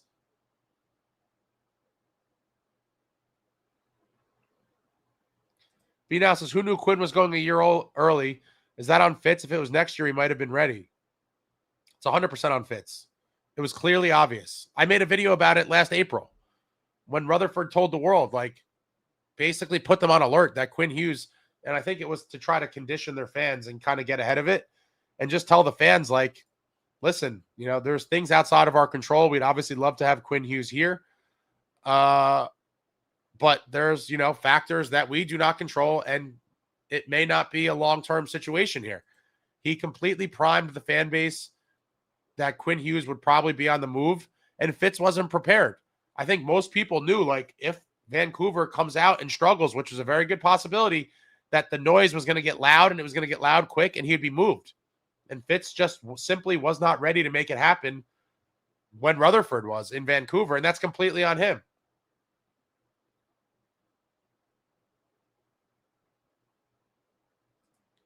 Being out Domi, just fight the fan who broke through the glass. Oh, you're talking about Ty Domi. We're talking about Max Domi. It's his son. Tell you talking about Ty Domi. That was a hilarious video, though, back in the day.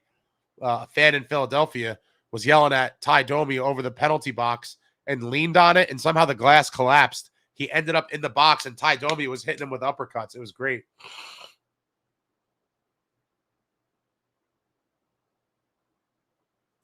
Woodson says no one is taking Dougie. I'm afraid. I don't believe that. I think eventually he's traded. DM Sanks Ace, are they playing like shit to get the coach and or Fitz fired? No. They're just playing like that because they are a gutless group as a whole right now. Completely gutless, no pushback, no fight, and it is what it is. Quinn Hughes, 3 assists so far. Yeah, game breaker. Absolute game breaker. Kadri is an interesting one. Is Tanev an upgrade for this team? An upgrade over somebody. Is he the ideal move? I don't know. $2.5 million. Listen, if it's part of getting Dougie out of here and there's no better way to do it, I wouldn't be mad at it. Thomas, send him to Ottawa for Brady. He wants out. I don't think Brady wants out, but I'll continually dream about it. You guys know Brady Tkachuk is the exact type of player I want on this team. I would like several of him.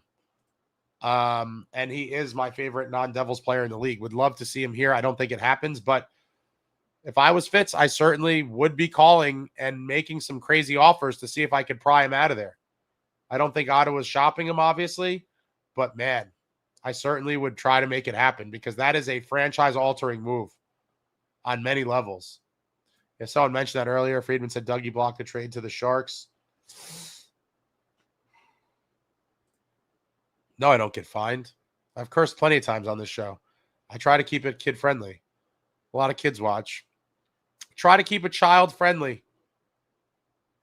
We need guys who hate to lose. Yeah, we need guys who hate to lose, and we need guys who, when times get hard, want to inflict physical pain on the other team. Amagi says, McDavid wants to come to NJ because he had the M Lounge Buffalo tenders, was a huge fan. Source, bro, trust me. David Chimes, team was best when our identity was speed. The new system and heavier, edgier support cast has not worked out. No one way to win. Team lacks identity. I think this is a BS narrative, personally. The main pieces are still here.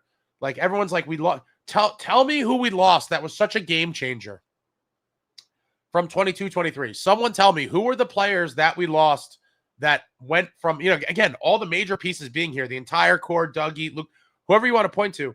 Tell me what players from that team moving on made us go from a franchise record-setting season to an absolute garbage team. It just makes no sense. There was no major losses, and everyone acts like we brought on all the, you know, a bunch of Curtis McDermotts. Like, that simply is not the case. Dubs is like, my apologies, I was misunderstanding how Puckpedia was listing the retentions. We do have space to retain on Dougie, but also looks like a new cap rule where third team can't take on salary to help out. I'm not worried about that. There's plenty of ways to make it happen. Fitz has to pay the price. If he has to lose a pick, so be it. Move on and free up as much money as possible. But how did he get away from speed? Who were these speed demons that we lost? Someone tell me. Someone tell me. Hanson Meadows, go back and watch the beginning. There's a lot. Jersey Roots is other than Mac. They never got anyone heavier, edgier, more violent. I would say Dylan and Kovacevic fit the bill there. Jay Snow needs skilled grit. Absolutely. Bring on the script. Bring on the script. Richie, how'd that go for us when the real hockey started? Perennial contenders have adjusted to it. Meet a neutral zone, force dump and chase. We get pounded on the boards. Size, speed wins. Dire Distress, Jack and Brad are the same guy. I mean, similar. I do think Jack is obviously a bit more dynamic with his, stick handling and speed and stuff. And Brad, what the hell happened to him this year? I mean, my God. It's pretty sad. Hopefully he could go on a tear soon, but if he has to be a casualty. David Chimes, thank you for the super. Top 5 trade outs other than the GM. Go. A lot of people have been asking about this. I have a video that I'm working on. I have a bunch of videos I'm working on. The next week, there's going to be a bunch of stuff released. One of them is going to be like a if I was GM for the day kind of thing, or if I was the GM for the rest of the year, because people are like, oh, what would you really do? What would you really do? So I'm really going to paint the picture of a bunch of different scenarios of what I would really do. But I will tell you, it obviously involves morphing the identity of this team into one that is much tougher to play against than what we've seen lately. For years, I would say. Way too easy to play against.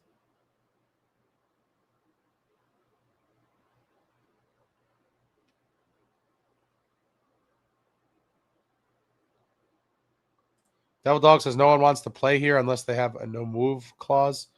Well, if you trade for guys, they don't have a choice. Assuming they don't have trade protection on the other side. I like Sherwood, but he's going to get paid big time too. I don't know if that's going to be worth it. That's a win now move for somebody. Nose is bleeding again.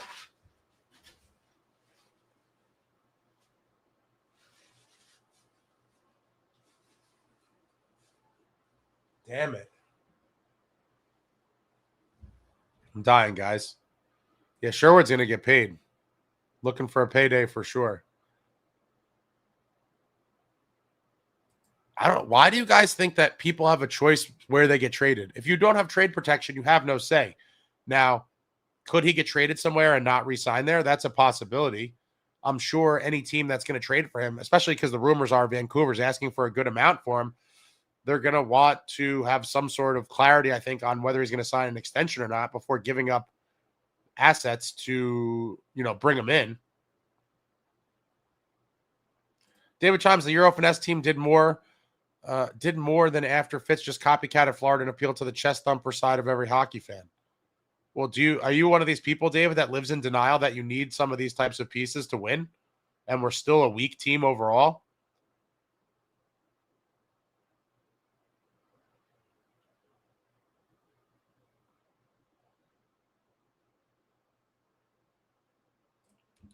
Bryant, top free agents aren't available anymore. They sign with their respective teams. Not always, but a lot of times that does happen. Or they're traded to a team that will sign them long term. Now to think Palat could slide into the Toffoli spot was crazy. Beyond crazy. Beyond crazy. And then you overpay for players that don't move the needle. Agreed there. A lot of kind of wishing with some of these deals. Robbie's bench toss, we're not getting the full $9 million of relief. I think we need to prepare ourselves for the reality that if you're not already there, we're either retaining or taking some salary back on another player. Well, then try to find a player that can help the team that doesn't make a lot of money. I'm okay with Tanev. I'm not thrilled about it, but at 2.5 to free up 6.5, I think I'm okay with that.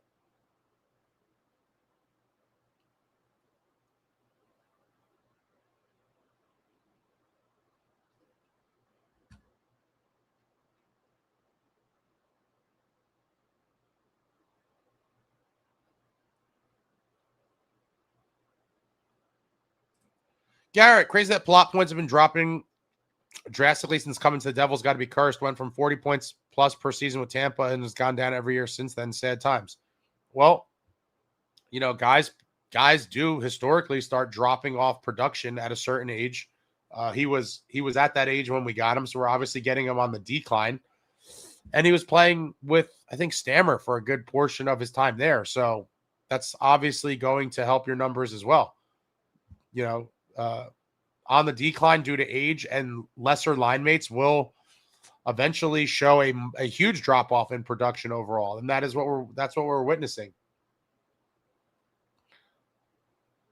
Yeah, Dougie and Plot for McDavid and Bouchard. Totally.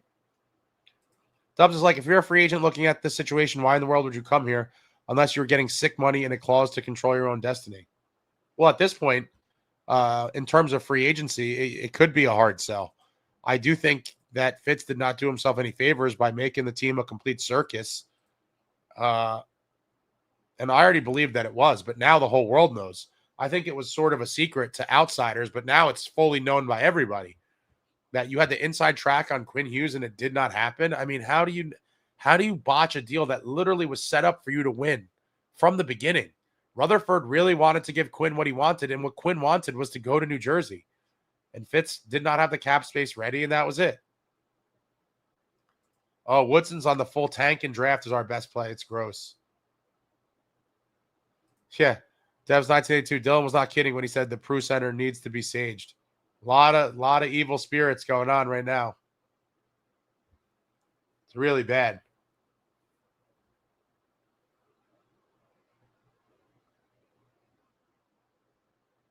B now says the fact that there was a boo gate is insanity. Agree or not? Too much drama. Everything's turning into drama.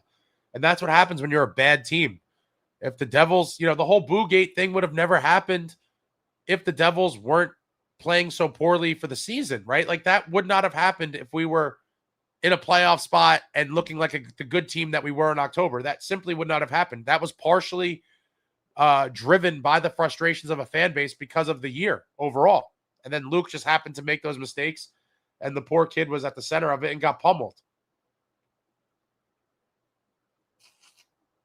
Dogzilla says, say what you will about Big Mac. He gave the Devils balls. They jettisoned him, and the replacement lasted a game or two. Keefe should have played Mac more. I mean, I don't know how long you've been around here, Dogzilla, but I think I was one of the most vocal Curtis McDermott supporters in the history of Curtis McDermott's time with the Devils. I think anyone who's watched me somewhat regularly knows that I certainly was. And I, for all the reasons I explained then, that it does matter. Players historically over the years tell you the effect that they have on a locker room and on a game, and it does matter. People wanted to be like, oh, he's a terrible hockey player. Listen, he's not a great hockey player. And I would like to find a guy, and MacEwen, I think, could have been that could bring some of what Curtis McDermott brought, but also not be a complete liability. And when you did see McDermott out there, you're like, my God. You know, on some of the shifts, it was brutal. But he certainly brought balls to the group, and that does matter, whether you believe it or not. Michael says, took my 4-year-old to Disney on Ice Day at the Rock. Pretty similar to the Devils. Brutal. Woodson, if we slowly dump and get the 10 bad contracts off the books and draft well, we'll be relevant in 2030. We try to add pieces to win now. We won't be relevant until 2040. I mean, what are the 10 bad contracts specifically? I would love to know. That's like half the team. David Chimes says, right thing to do is hard and fast retool. Fitz is incapable of regular season moves, so wait till the offseason and the market will pass him, so it'll not be complete. Yeah, I do think my biggest complaints of him at all, they're not for moves that he made. It's for moves that he did not make. And that window, I believe, was truly open after 22-23, and it's looking like it's closed on the team now.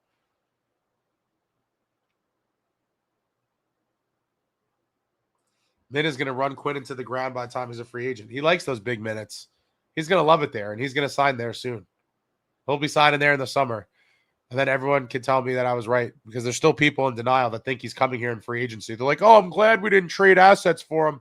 He's coming here for free in a couple years. Like, no, he's not, you clowns. The Quinn Hughes to the Devils ship has sailed. Running with the Woods and the Hughes reunion would have been a locker room cancer. The team would be more divided than it is now. Not if they're winning. I firmly believe winning cures all. It is possible, and it was a concern of mine, Woodson, but I would not let that be a reason to not get one of the best players in the league. Robbie's bench toss. Quinn is a one-man breakout and possession wizard. You do what you need to do after acquiring him. If you get acquiring him, if they ever get a second bite at the apple, doubt it with Billy G, but we'll see. No, Billy G's got this taken care of. We all agree we are too undersized and soft, but we scream for Quinn. Quinn is a defenseman, my guy. I want dogs on defense. I think that's much easier to find than the types of scritty guys we need up front. I want animals up front. I'm not as worried about it on defense. I want big guys on defense too, but those are much easier to find. I don't know how Jack plays in the Olympics. He's clearly banged up and has looked awful. I mean, yeah, he's wearing the protective thing on his hand, but the Olympics is still a month away. So hopefully in that time span, he's back to 100% and can start looking more like his old self. Time will tell. I just told you, Woodson. He's one guy on defense. Doesn't concern me. He's that good. I'm not looking for, when people are like, oh, we need DeBrincat. Like, no, DeBrincat, I would say what you're saying. We don't need any more Smurfs, especially up front. But on defense, for a guy like Quinn Hughes, I'll accept that he's undersized. Quinn is coming to NJ. Hamilton is going to Toronto for draft picks and maybe Matthews. Absolutely not. Yeah, Michael, I said that earlier. I firmly believe Dougie Hamilton has played his last game for the New Jersey Devils, for sure. Anson, I always imagine an NJD team with beasts like Brady and Tage. That's a script we've needed for over a decade. If we had Brady and Tage, it would be insane. I don't see on so many levels how you would get both of them in terms of pieces and cap space and all of that. But, wow, I'd be thrilled with either one of them. Those are the exact type of guys that I would love to see. Jason, Jack doesn't start playing. He's going to be watching the Olympics from the bench. I don't think so. Woodson, this will be Jack's last Olympics. He's already been embarrassed on the world stage once. He's referring to the Four Nations. Hopefully he looks a lot better in the Olympics than he did in Four Nations.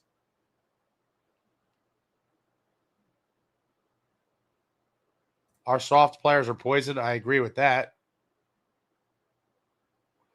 I like Keith said, maybe we overestimated how good this team is. I think he was talking about the team themselves. He must have seen some things that he did not like in that regard. And even during the winning streak, I had pointed out, like, he was never like celebrating or talking. Like he was saying things that made it very clear to me that he was still not happy with a lot of stuff going on with the team, even during the winning streak. It was very telling even back then. And I pointed it out. I was like, he's still kind of very wishy-washy about the team and kind of alluded to the fact they were winning despite not doing a lot of things he wanted to see. Ryder, respect the Devils made Skinner look elite. Helly will shut their chest shots down with ease. I think so.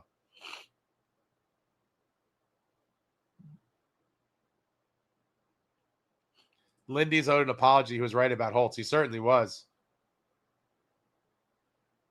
Samuel says, if 30 is the break point, this team is in trouble. More than half your top six will be 30-plus in a year or two. This ain't a young team anymore. Yeah, and it happens quick.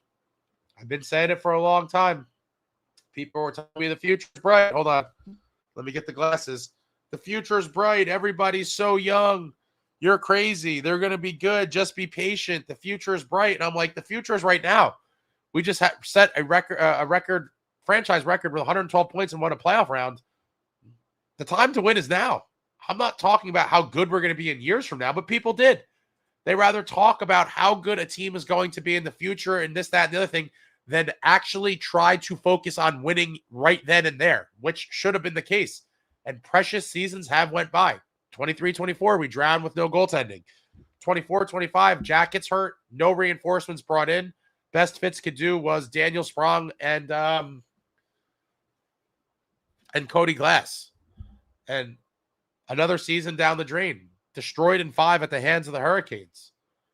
And now it's looking like the 25-26 season will end with no playoffs. Completely pathetic. Imagine a power play of Tage, Brady, and Timo. No, I can't. It's crazy. Never happened, but it's nice to dream. Michael, the only way to change the soft cupcake culture is to break up the core culture. Jack, Luke, Nico, and Jesper. No, I think we're at the point where someone in the core has to be dealt. Absolutely. Need to trade Dougie and make a deal for Brady. I would love to see it happen, but we have Fitzgerald. So my hopes are that. And the crazy part is he's his cousin. But I think even Brady Tkachuk knows this place is probably just as dysfunctional, if not more so, than Ottawa. George, plug Brady and the culture will change. I fully believe in that. Fully believe in that. Have said it for years. I gave up on it for a very long time. But with the Senators struggling and what likely was fake rumors, all those stories coming out, it probably was not true. But, with Ottawa struggling, and by struggling, I mean we have one more point than them. We're no better than them. But I think the, perceived future is probably perceived to be better in New Jersey, but I don't even know what that's based on. But I think most people would say that. But his wife is from New Jersey. He's Fitz's cousin. You would think that's another one that we would have the inside track on. And even if he's not being shopped, I would make the call and try to pry him away. Jason, they're a bad 5-on-5 team. They've been that for over a year. They don't create enough grade A chances. But here's the thing. It's not like they're not getting any chances.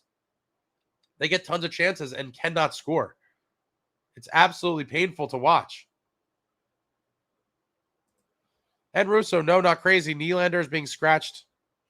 Hamilton is from St. Catharines. In my mind, it's a done deal. Nico, Hamilton, and for Matthews and Nylander. Oh, and Russo, put the crack down, bro. We're not trading for Matthews and Nylander. There's zero chance of that happening. And if we were, it's certainly not getting done for Nico and Hamilton. And my God, I mean, do you really, I hate to destroy you for this, but this is nowhere in the realm of reality. Curtis, who would you like as GM if Fitz is fired? I've said time and time again, despite other people talking smack, I would offer Marty the position if he wants it. And if he didn't, I would try to get Brendan Shanahan or Brian Burke. Walt, BTB, and I also would take Lou Lamoriello, but I know that's completely never happening. The Quinn deal not happening is on Fitz, despite not knowing earlier that Quinn was going to be moved. I mean, but we all did know. Fitz is the one that got NJ so cap-strapped he couldn't do anything. He handcuffed himself. Absolutely, but everyone knew.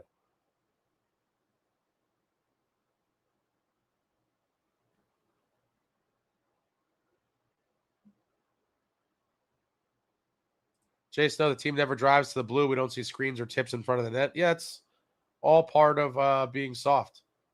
We need those monsters that are going to run goalies over, crash the net, and go to the dirty areas and get it done. We don't have that personnel. Hanson says, I feel like Jesper, Nico, and Jack are collectively way too soft in Euro. That is correct. You need guys like them to win, but they must be surrounded with the dogs. And we failed to do it. Just complete failure to bring in the right complementary pieces. And as a result, our identity is a soft finesse identity. And you're never winning with that as your identity. You need those pieces in your lineup. Absolutely, those guys are valuable. But they must be surrounded with guys that are the exact opposite. Just absolute animals. And we've never done it. Running with the Woods says, I'm going to laugh when Dougie is not traded and just hits home making $9 million. I think it is a possibility.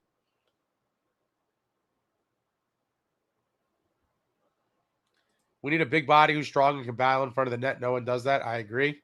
Would love to see something like that brought in. Michael says, F it, I'll be happy with a 55-year-old Keith Tkachuk. We should look into him and Yager. John T, getting Brady would be like when we got Stevens, franchise changer, give anything, he'd chew his arm off to win a game. Yeah, and the people that are against, there's the lost group, I'll call it, the lost crowd, that's anti-physicality and everything else. They're like, oh, what has he won in Ottawa? And it's like, what? Look at the team. Look at the talent he's been surrounded with in Ottawa. Depending on what we traded in this fantasy hypothetical world to get him here, depending on what we traded to get him, he would still probably have more talent around him here than he ever did in Ottawa. Running with the Woods, and if I was Dougie, I'd be pissed that he got benched over Luke. Well, you know that the contract and the potential trade is all part of this. Fitz can only work on one deal at a time. So right now the deal he's working on is trying to trade Dougie. So, the scratch is not surprising whatsoever, I don't think.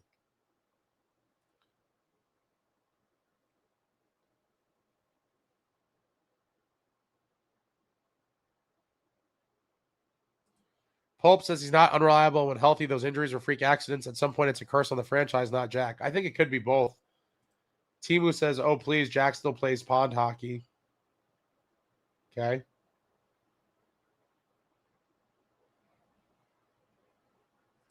Pulp says, I agree we should go for Brady now. Brat plus Live plus the first. Let's go. I'd be thrilled with that deal. That's a huge game changer for this team.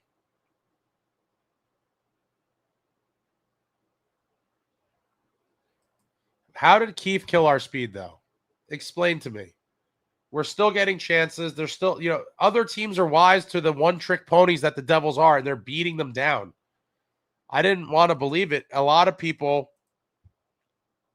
said that 22-23 team was an outlier and that in the end, that was an overachieving season and not really indicative of who they are. And I think that it's partially correct. Part of it is the Devils caught teams by surprise, and as teams prepared, watched tape and whatever, they figured out what the Devils don't like and how to kind of smother them. And when teams employ it effectively, we wither and die. If Fitz benches Luke, he'll win GM of the year. I don't see it ever happening. Especially after Sheldon Keefe's comments a few games ago.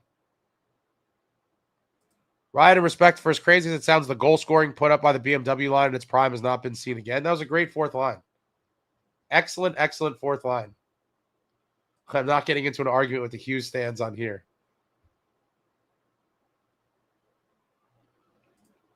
Devils and Flames discussing Hamilton and Palat for Huberdeau. There's no way. Where are you people reading this? Total spam websites.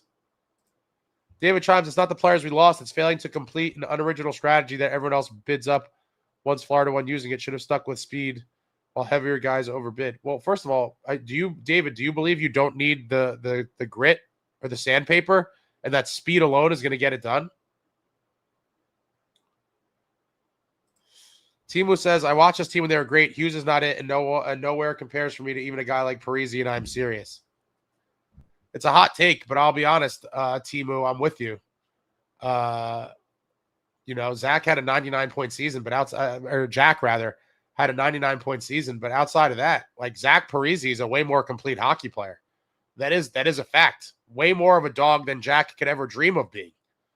Different players, obviously, and I like Jack and hope it works out here long term and he somehow could stay healthy and we could be a playoff team and all these things. But Zach was a dog. Pound for pound, one of the toughest players in franchise history, ultimately became captain, led the Devils on a cup run. Zach, I would say, in the context of the history of the organization, Zach Parise is probably criminally underrated.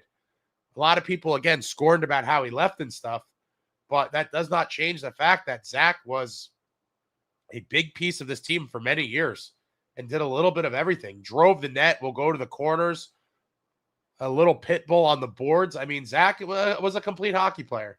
He really, really was. Running with the Woodson, it's funny, years ago, I'd hate on Luke and Jack and got so much heat. Now the majority agrees. I don't know about the majority, but there's definitely way more people now for sure.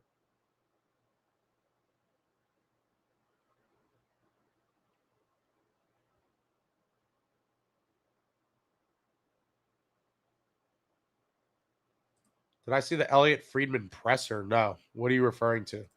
Dogsville, if they could get Brady, they'd probably get Matthew through free agency. Yeah, you got to keep dreaming. Matthew's going to retire in Florida and win at least one or two more cups. But Fitz probably wouldn't have the cap space through chronic mismanagement. No, if anything, I think the most likely scenario is eventually Brady goes to Florida as well.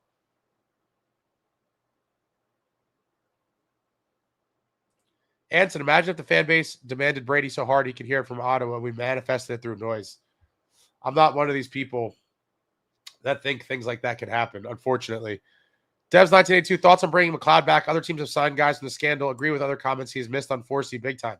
At this point, I would give him a look. I ultimately wanted to upgrade 3C and push Cody Glass to 4C. It seems like that's a pipe dream probably. And so then just upgrade Glendening with McLeod. McLeod would probably be an upgrade at 4C, but the team will never do it, guys. You know that.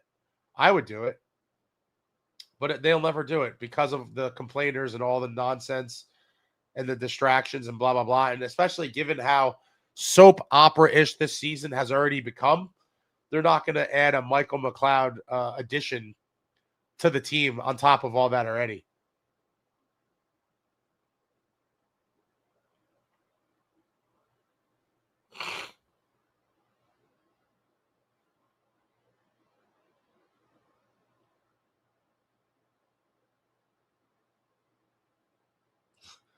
Running with the Wind says the only fans who think the brothers are good are the T Swift fans who thinks he's cute.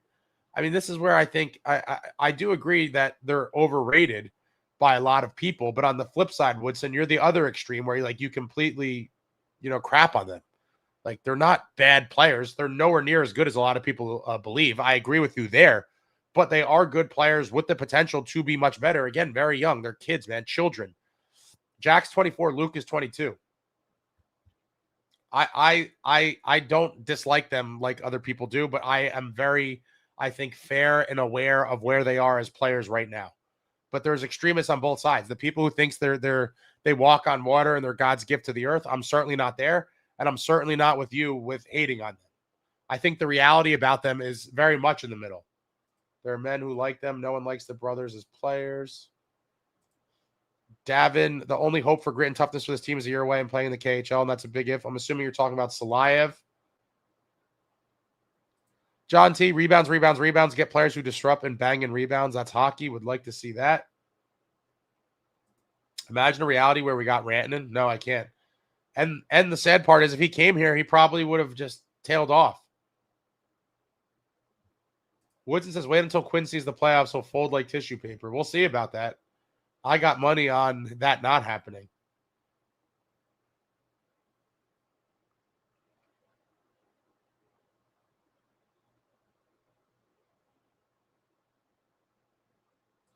Unhinged.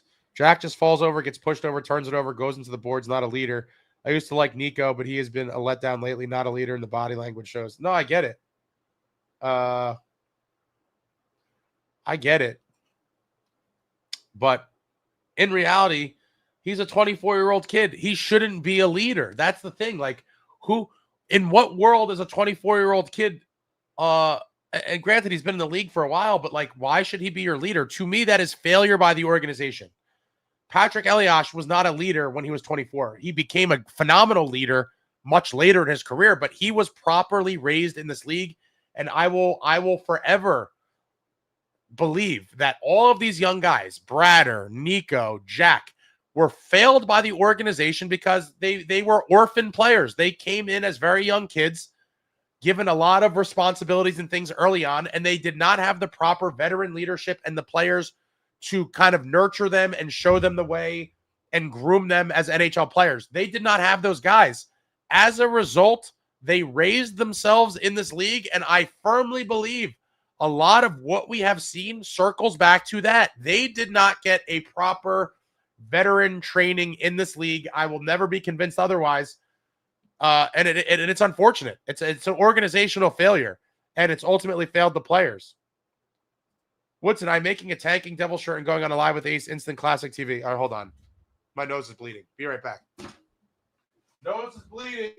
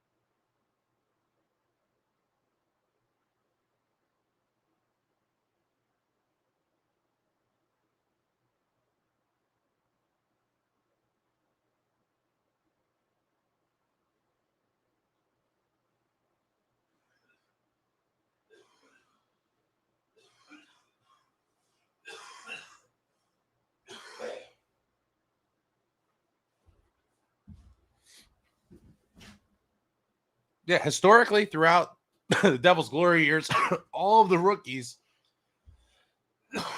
always had great veteran voices to lead the way to show them how to be professionals, to develop professional habits, how you become a pro. This core never had it, and it shows. It really shows. I'm sorry. I will never back down from that point. I believe it did it did real damage.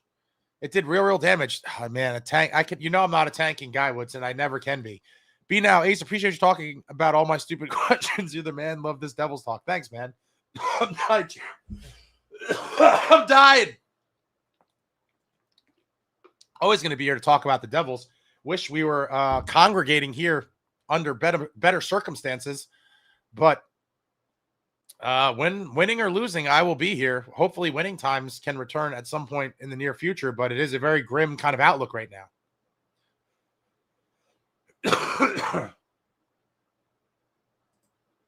Unhinged, I'm happy to see Kova back. We'll see what happens tomorrow.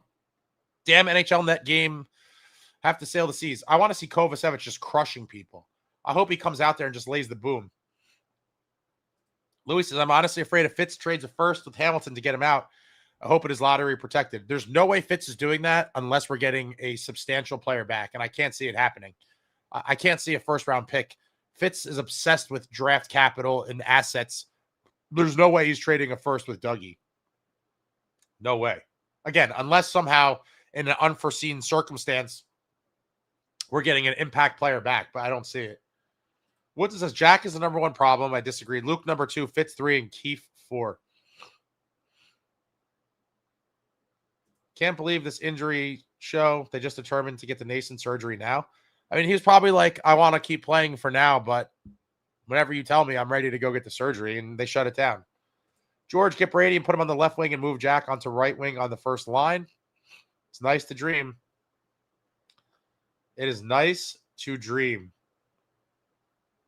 Anson, Fitz is supposed to find the right combinations and chemistry. He gave us the Toronto core 2.0, but arguably worse. Definitely worse. That core was definitely way better than the Devils core is. I mean, that's just the sad reality. Ride and respect. The team never learned how to manage the ebbs and flows of a long season. If they're hot, they ride it out for a bit, and then when the hard parts of the season arrive, they just become disassociated. Agree. And a lot of that all comes back to not being raised in this league properly by appropriate veteran leaders. That is a fact. And also the loser mentality of accepting missing the playoffs after a franchise record-setting season and winning a playoff round. It is insane that Fitz did nothing. That's when I was done with Fitz. To allow a promising season in 23-24, where we literally set a franchise record with 112 points the season before and won a playoff round, to watch the team slowly sink.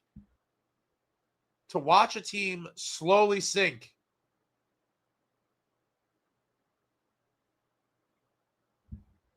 Due to poor goaltending and not do anything about it is a death penalty crime for your job, in my opinion. He should have been gone then. I don't know how anyone thought that was okay.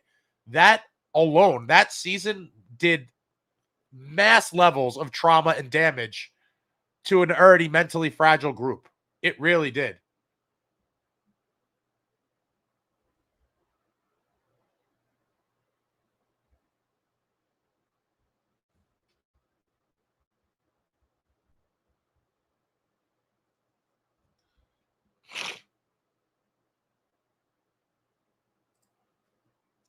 Guerin will lock up Quinn this July. I think so. I predicted that from the day we saw the Quinn press conference. He took shots at the Devils. I think people were trying to cope to believe that the Devils weren't implicated in that. The comments he made may have not been exclusively directed at the Devils, but I certainly believe they were implicated in them, maybe with another team or two. And I said, Billy G is going to get it done. Cunning GM comes in, gets Quinn, swoops in, and he will stay there. Devils are beastly, says Firefitz now hire Marty as the interim GM and look for a GM who has a brass set. I'm okay with giving Marty the interim GM title and hoping that he holds on to it. The owners are number one on the list of problems because Fitz is the front-facing biggest problem, and that's being allowed by ownership. So I have to put them at the top of the list.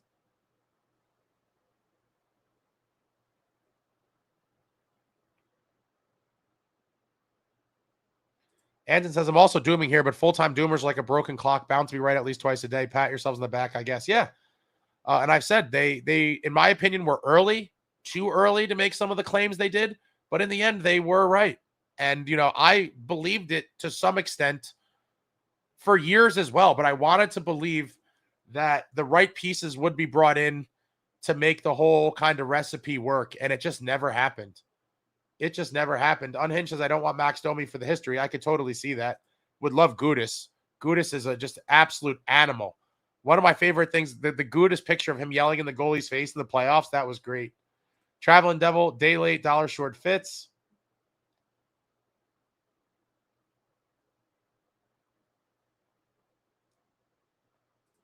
Richie, one of the ultimate D heads, actually two on the same team, Marchand and Bennett. Yeah, and look what it did for the Panthers. What a team. My Bob says the future is here. The window has already passed. It certainly seems that way. Yeah, who wouldn't want a Norris Trophy winner? I don't know. Jubilee, Ace, who would you pick, Prime Kovalchuk or Tage Thompson? Oh, Jubilee. You look pretty young. I'm looking at your photo. I love Tage Thompson, but Ilya Kovalchuk was that dude. Completely electric and was a monster man who used his size often. Just a complete beast. Covey was that guy. Really was. Jay Snow, Cody Glass should be a 4C and not a 3C. I think he's done okay as a 3C. Better than I expected. Ideally, on like a true contending team, you would like to see him as a 4C. But at this point, I mean, I think we're kidding ourselves if we think this team could be a contender. Ritter Engine, bring hell to the Rock next home game and chant firefitz. If I was there, I'd be part of that. But I will not be. I'll be watching from my couch. My Bob says Jesper probably is the most tradable. I'd imagine there'd be a lot of interest on a lot of these guys if Fitz truly opened up shop. When they finally fire Fitz, we do not want an internal replacement. I completely agree outside of Marty. I would want the entire regime forced out the door. Pack your shit, except for Marty. Richie says, watch party at Aces tomorrow in the garage. I'll foot the bill for the Italian hot dogs. Man, I still haven't gotten one. I want one bad. TJK says 40 minutes ago, apparently Dougie blocked a trade to the Sharks. I think that's a report of a previous block deal, not a new one.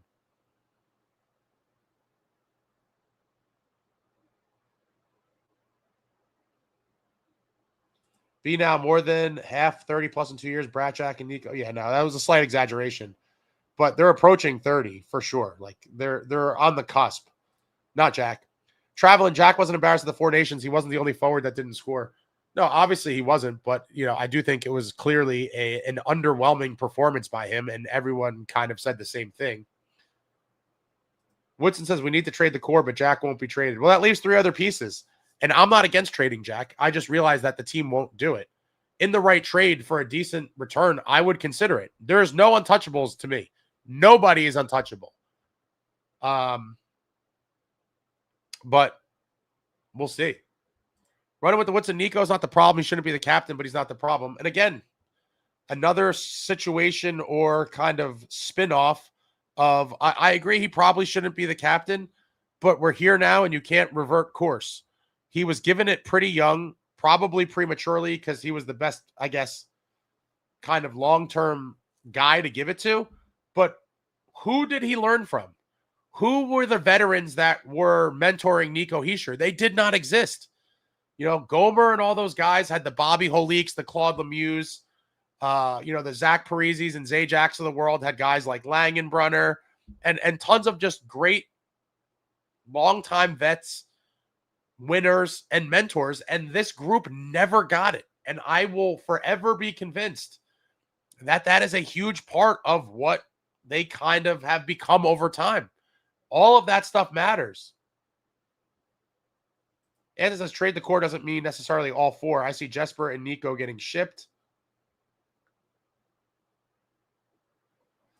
B now says Dougie, Bratt, Nemitz for Brady. It hurts to give Nemitz, but Brady. There's no remotely reasonable package I would turn down for Brady personally. Evan says trade Bratt. Swamp Fox, a definite no on Marty and the GM. What has he shown? Talent evaluation or ability or capacity to make smart moves? Go outside the Devils organization for a new GM. I'll take my chances with a hockey guy like Marty any day. Guy's been around the game for 4 decades at a high level, has been part of the front office in St. Louis. He's been part of the front office here. He has seen what a winning team looks like, what the DNA of a winning roster looks like. He's been on plenty of Stanley Cup winning teams, Stanley Cup contenders. He's played against some of the greatest teams in NHL history. He's been a part of some insanely loaded, Team Canada teams. And a guy like Marty, I think, would really care about winning and try to do the right thing by this organization. I understand a little bit some people's hesitation, but I would certainly take my chances.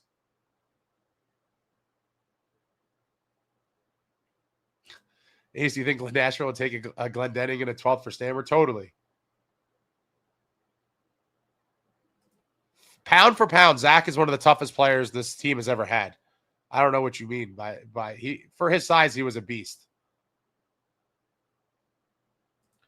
Devil Dog says Lou would never work with the unqualified Kate and Megan. Well, they should be out of here when Fitz is. That whole administration is a losing administration. Devs 982 says if Brat gets dealt, that'll be a huge mistake. Listen, you can't hang on to everybody. A shakeup needs to happen. I love Bratter too. But at some point, you have to make the tough decisions. Look no further than the Lou Lamoriello years. Us old-timers talk about it all the time. Some of the best deals that move a team forward are the ones that are the toughest to make, and they include moving fan favorites. Jason Martian's a small dude. He plays gritty. I don't get how these guys can play so soft. Because it's not only your physicality, it's your kind of mentality as well. And they are, mentally and physically weak, unfortunately. Jersey Roots, Parisi had heart and balls, absolutely. Walt, we need a Claude Lemieux. We've needed a Claude Lemieux forever. Jay Nelson, I love Parisi. Michael puts on the credit. But why did Jack keep saying the trade? Yeah, it happened fast. It happened fast. What is that in reference to? Jay Snow, I don't get these guys shying away from contact. Man, how are you that soft? Because they are. You don't know soft individuals in your life. Even when I was a kid, there were certain kids that you're like, that's a soft kid. Whether we were playing tackle football, manhunt, messing around, you're like, yo, you knew who were the scrappy kids and who were kind of the pushovers. And this hockey team has a lot of the kids that were getting bullied on the playground. It is what it is. Parisi was a pit bull. Swamp Fox, wasn't Marty instrumental in pushing the Devils to get Markey? I think so. But again, I'm not going to judge a man's capabilities as a GM off of a single transaction of a goalie who still, it's not over for him. People are talking about like Markstrom, it's been worrisome. I'll totally give you that. I'd be lying if I said I wasn't worried. But the story's far from over. The guy signed for 2 years after this. He was turning it around before that Islanders meltdown. Obviously, that is a soul-crushing outing for the whole team and Markey. But I'm hoping that it was, just a bad game. And he could get back on track. It's way too early to say. Obviously, again, what we've seen thus far is certainly cause for concern, but it's far from over. James, Ace, I don't know if this trip of yours to Italy will be your first trip to Europe. But when you get there, you will see Europeans are insanely soft. If you get mugged and defend yourself, you get arrested. Well, I'm hoping that no one tries to mug me because I certainly will defend myself. But it is my first trip to Europe. But I will have my head on a swivel. I will be ready to defend myself and my property. And if someone wants to catch these hands, let's go. You'll get it European edition. I do think a lot of people that try to mug people are cowards and look for easy targets. And so generally they look for smaller people or women or older people. I'm just hoping that my sheer size alone will let these cowardice muggers, just look for an easier target. Because why pick a guy that's going to give you a brutal fight back and possibly cripple you? Jersey Roots, these soft fruits are terrified of contact. Alex, I think Markey's injury last year ruined him a lot. It certainly seems like it did.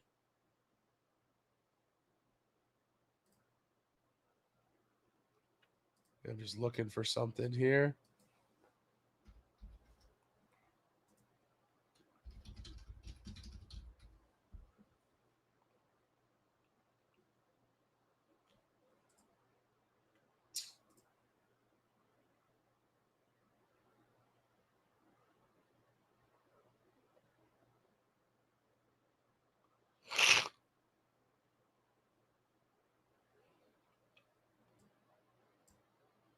David, Ottawa right now is an example of edgy emphasis gone wrong. Doesn't always work.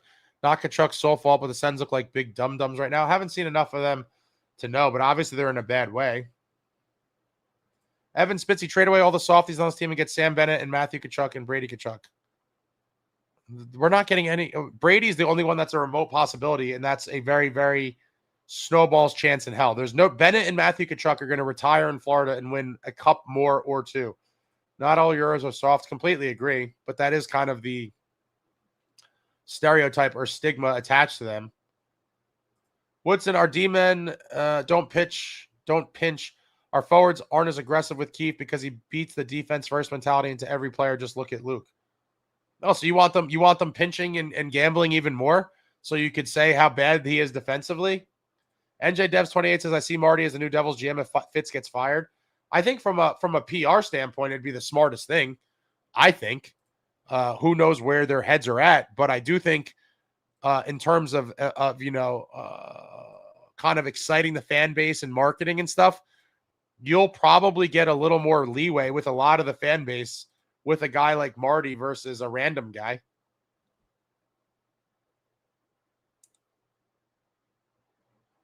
Samuel, I know Paulie hasn't had a great year, but he still hits whatever moves and he gets benched, even still stuck on the fourth line. Yeah, it's been a whole lot of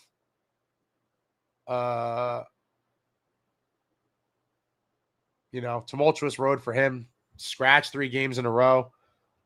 I'm curious to see if the Devils try to bring him back after this year or not. So many question marks. Running with the Woods and Dougie for McCarr and Ace would still be bitter we didn't get Quentin. No, I wouldn't. I absolutely would not. Part of the reason that makes me even more mad about Quinn is because Fitz is not capable of pulling off deals for big-time players, and this one was gift-wrapped. Now, if somehow we got Brady, I wouldn't care at all, but I don't see that happening.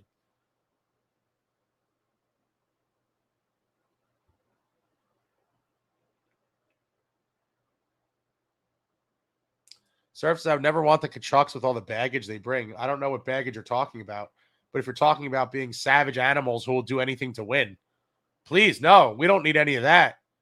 We need more soft guys that are going to cry during games.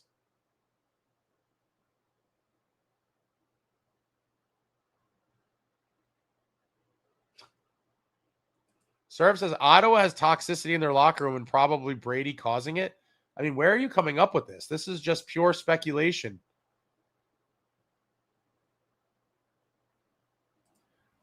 Davin, Parisi and Kovalchuk played hockey like men. We have a bunch of boys on this team. Completely agree. I've said before, there's a huge difference between boys and men. We have a lot of boys right now. M. Canstania, we need more Coveys, Zay Jackson, Zuber says we need core Clarksons, Carters, and Berniers. I mean, yeah, just those guys alone. Like my God. We obviously have no one like any of these guys, really. Like, none. These were great players. And these were all 2012 Stanley Cup finalists. It's a shame we couldn't win that damn cup.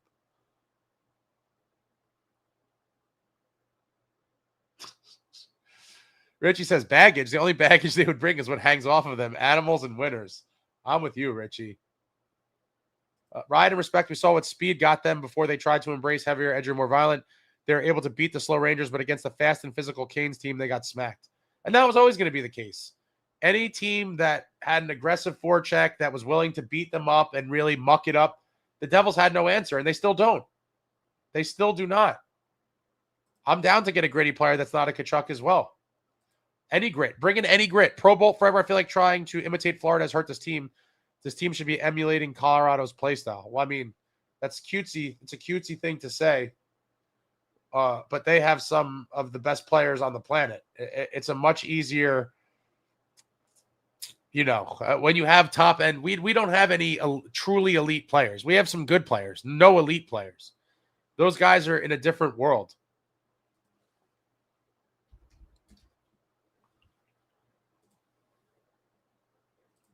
Pulp Mystic, Devils fans complain about overhyping the Hughes name, then going to overhype Brady because of last name. I value him too, but Bratt and Nemitz plus is an overpay. I don't know about that. I have to disagree. I'm not hyping him up because of his brother. I was high on both of them before Matthew even was in Florida. I really when there was rumors that Matthew was available in Calgary, I wanted him desperately then. And I think was that the year we had the number 2 overall pick? I think it was. I wanted to trade the pick to Calgary towards a Tkachuk deal. I wanted the known commodity, and he would have fit amazingly. Florida made the deal, and you saw what it's done for that franchise. Keep in mind, when you're assessing deals like this, Nemo is probably going to get $8 or $9 million this summer. And so I understand everyone not wanting to get rid of Nemo, but when you consider what he's going to get paid, it certainly makes it a lot easier in my estimation to trade him. It's not like he signed up for 4 more years at $3 million. You're not going to have a steal contract in place with him. You're not. So I understand everyone loves the kid, and so do I. But let's be real. He's going to get paid heavily this summer. Running with the Woodson, it's a crime how much we spent on defense. The fact we have a defensive coach and they are this bad.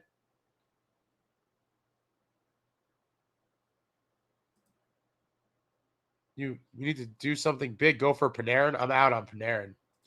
Chimes, Ace, you're wrong. I was too, but admitting it. Keep system hurting our skill guys. 31st in offense. You think grit is the most important thing lacking? They are getting chances. These guys suck, David. They suck. All right? I'm sorry. They don't fully suck, but they disappear. The chances are there, and they cannot score, and then they pout and they cry. They are physically and mentally weak. We need skilled grit and overall skill of guys that actually can score. But these guys are not it. And if you believe, David, changing coaches is going to magically, these guys are going to start scoring, I have a bridge to sell you. Because, again, Keefe may not be the right guy. He may be a small part of the problem. The biggest problem is they were failed by the general manager. And then the other problem is that they failed themselves. They are a failure as a group, and I cannot scapegoat another coach for their underachieving. I'm sorry, I cannot.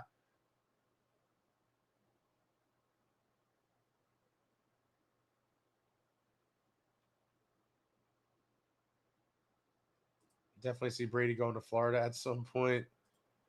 What's Ryan Clough doing these days? Oh, what a throwback name that is. Woodson, most high school players are bigger than Jack. Guys are brutal.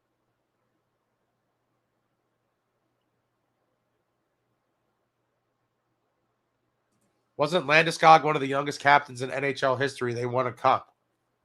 I'm not saying that it's not possible for young guys to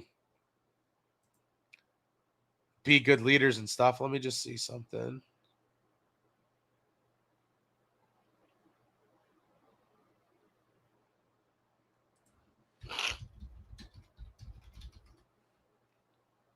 Was he captain his rookie season?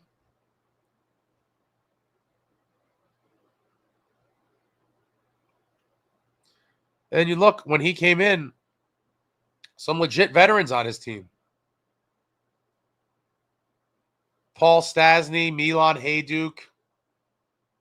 Who else we got here? A lot of other young guys, too. Jaguar.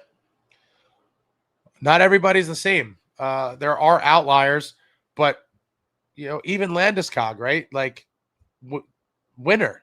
I mean, what can we say? Some guys are better than others.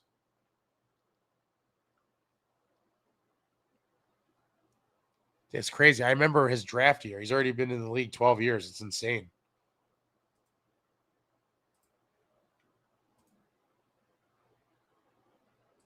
Woodson says they are overrated, but getting special treatment by management over other players is the ultimate killer. I think that could be a real thing. I've talked about that. A lot of people, I think, are in denial about that, but let's be real.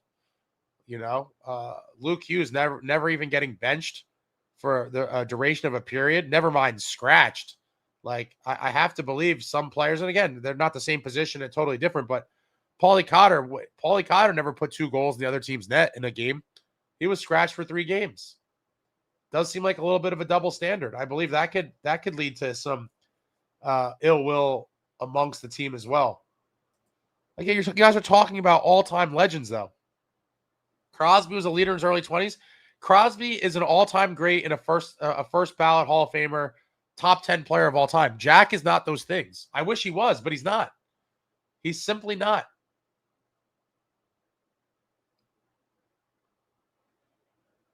Surf says, I honestly think Nico gets frustrated with how much Jack gives away the puck. That's interesting. Jersey Roots says, the players on our team don't like the Hughes brothers. That's certainly interesting as well. I don't know if that's true.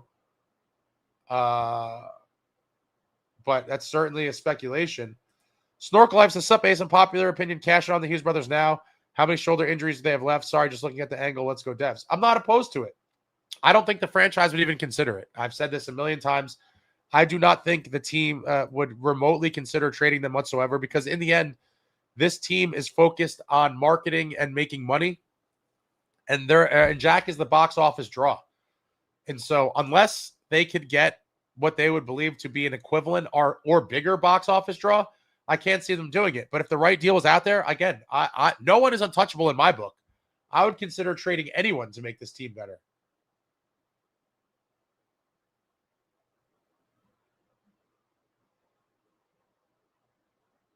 George Sands is absolutely right, Ace. Not having veteran captain has been an issue. Yeah, I think it's really hurt this group and their kind of maturity as NHL players. The Devils are literally killing Ace. Anson Meadows, Ace is right, though. Jack isn't the problem. He raised himself and doesn't have the complementary pieces that help show him the way. That all comes back to management. It's true. And I do think it's not too late for him individually, if he gets shipped somewhere else into a veteran locker room where they will kind of spank that ass and check him and put him in line. But I don't even know. It would take like so many proven winners and veterans to come into the Devils and have the same effect, because it's essentially his team, right? So it's just a bad situation set up here. I mean, the best thing for his career would be to get dealt to a veteran team as well, where he's not the guy and he would know his place. But I think he walks around like, king shit with the Devils, and that's because of how it all came about. Yeah, the Stranger Things nosebleeds.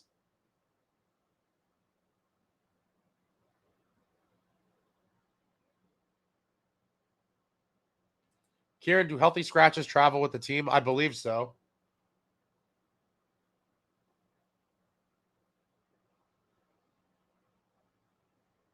James Valenti, Nico is literally a veteran. Since he is an able-bodied Swiss male, he's required by his country to serve in the Swiss Army. I think that does mature you a little. Did he ever do that? And for how long?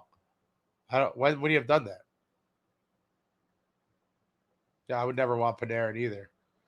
Run with the Woods and Jack can't even play 60 games in the regular season. All right, I need to speed up here. We're behind.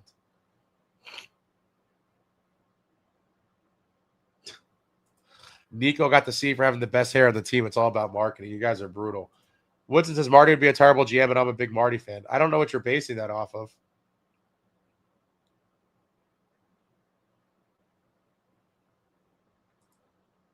Swamp Fox, Quinn taking shots at the Devils is entitled BS. The organization has done more than right by the Hughes family. Have Luke and Jack ever been disciplined for coughing up so many turnovers? Well, they're not. That's not going to count into his equation of what's happened. I'm sure behind closed doors, they were told it's going to happen by Vancouver, by Fitz. The brothers were probably, getting the cot ready for Quinn's stay with them for however long that was going to last, and it did not happen. And so I can't get mad at him for that, despite all the other stuff that you're saying. It truly showed the Devils' dysfunction. David, what's up, Ace? How much does all this news in the last 24 hours excite you or regain your faith for this group now? Not at all.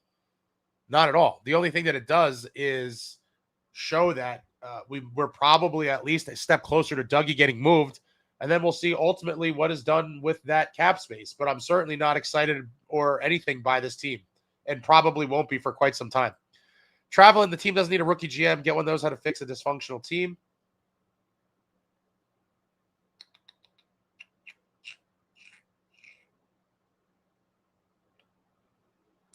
Louis says, Woodson has blind hate for all the Hughes. It's hard to take him seriously because he can't be objective at all. That's kind of where I'm at with Woodson and the Hughes. He's on the extreme hater side. Like, there, and again, there is the other side too. The extreme lovers where they can never do anything wrong and they're the greatest players ever. And I don't agree with that. But the extreme hate is crazy as well. I don't want anyone with the stink of this organization on them. Metalander, all this trade talk for this season is smoke. The fan base should emotionally disconnect from these players. When they miss the playoffs, there will be a house cleaning. We could only hope, and hope there's a front office cleansing as well. I miss Zuby and the A-Train, man. Some animals. Animals. Dire Distress says, I miss Zajac, and I never really liked him. I mean, it just goes to show you how good we had it for so long and how far we've fallen in every way.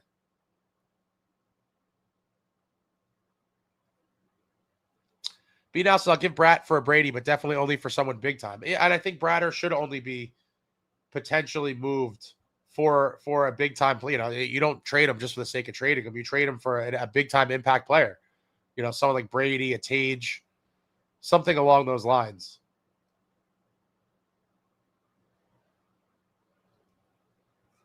Jay Snow, Jack clearly never puts in the work in the gym. I mean, he's been hurt every offseason. He hasn't even had the opportunity to do any sort of strength training, I don't think. He said McDermott will come out. Jersey Roots, those dirty pickpockets are everywhere. Oh, let them test me. Come try to pick my pocket, boy. I'll probably be rolling a lot of video. Wouldn't that be funny? Me smacking around an attempted pickpocketer on a vlog. Watch out for pickpockets more than muggers. I'll be ready. I will be ready. Serves, I say it in all the devil streams, Jack Hughes, I truly believe, can't hoist the cup over his head. He'd definitely drop it. Come on, man. It's not that heavy. Jersey Roots says, first thing you do when you land is hit a storm by 2 large steak knives. I'm not that worried.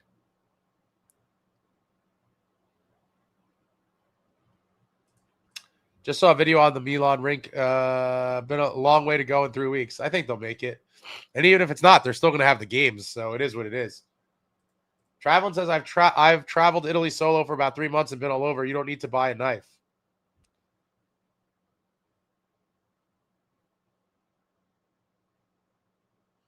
Jersey says, then you got lucky. This whole team has been taught to fully rely on their poke checks more than the body checks. That's the problem. Yeah, I just miss seeing guys truck guys. Like, we don't have anyone that just goes out there with ill intent and, like, lays thunderous hits.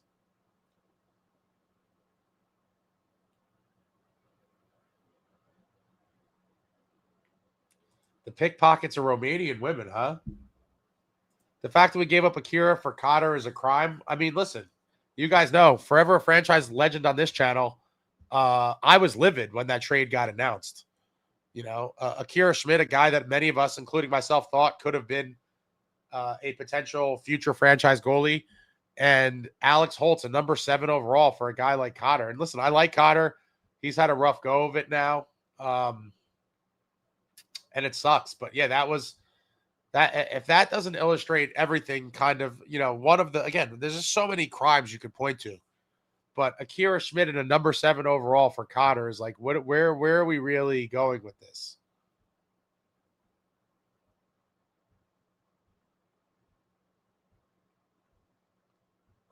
Evan Forrester really is no one on this team that is captain material. It's pretty obvious. I think it'd be Dilly. Dilly would be the most obvious pick for a captain for me. Obviously, he's not here that much longer and all these things. So, like, in terms of, you know, him actually being the captain doesn't make sense. But in a vacuum, Dilly is NHL captain quality material for sure. Running with the Woodson, Zajac was our last real hockey player. It's been so long ago. David says, Ace, I read an article 2 days ago from the owner saying the GM and coach aren't the problem. It's the players in the core. Did you read it? I'd take out of that Fitz and Keefe aren't getting fired. Well, I'd love to see where that came from. So, can you drop the link in the chat? But the GM is definitely part of the problem. Fitz is a huge part of the problem. And I've been saying forever that the players are all part of the problem. They'll never be exempt from blame, in my opinion. Jason, no, back then, those players fought like hell to get to the NHL. Now they're entitled kids. Absolutely. George, winning Stanley Cups requires youth and veteran leadership. 2009 Pens won with a 21-year-old Crosby as captain and 22-year-old Malkin, but had a 38-year-old Bill Guerin. Exactly. And when you look at all the New Jersey Devils Cup teams, it was the same thing. You had a nice blend. Somewhat young guys, middle-of-the-road prime guys, and then you had the old dog veterans, and you need all of it. You need a perfect balance. Perfect balance. Yeah, right? Yeah, Colorado's play style. Do we have a McKinnon and McCarr line? Right, exactly. It's like you have literally the best defenseman, and I would say a top 3, top 2 forward. Life is fun when you have those assets. Firefitz. Devils 1982, I truly think the way to GM is asking a simple question about each player. Do you picture them raising the cup? Yes or no? Sounds dumb, but your gut reaction about a given player says a lot. I could picture almost everyone raising a cup, but, you know, I think you have to look at, do you see them as being more than a passenger on a cup-winning team? Can you see them being a difference maker in any way?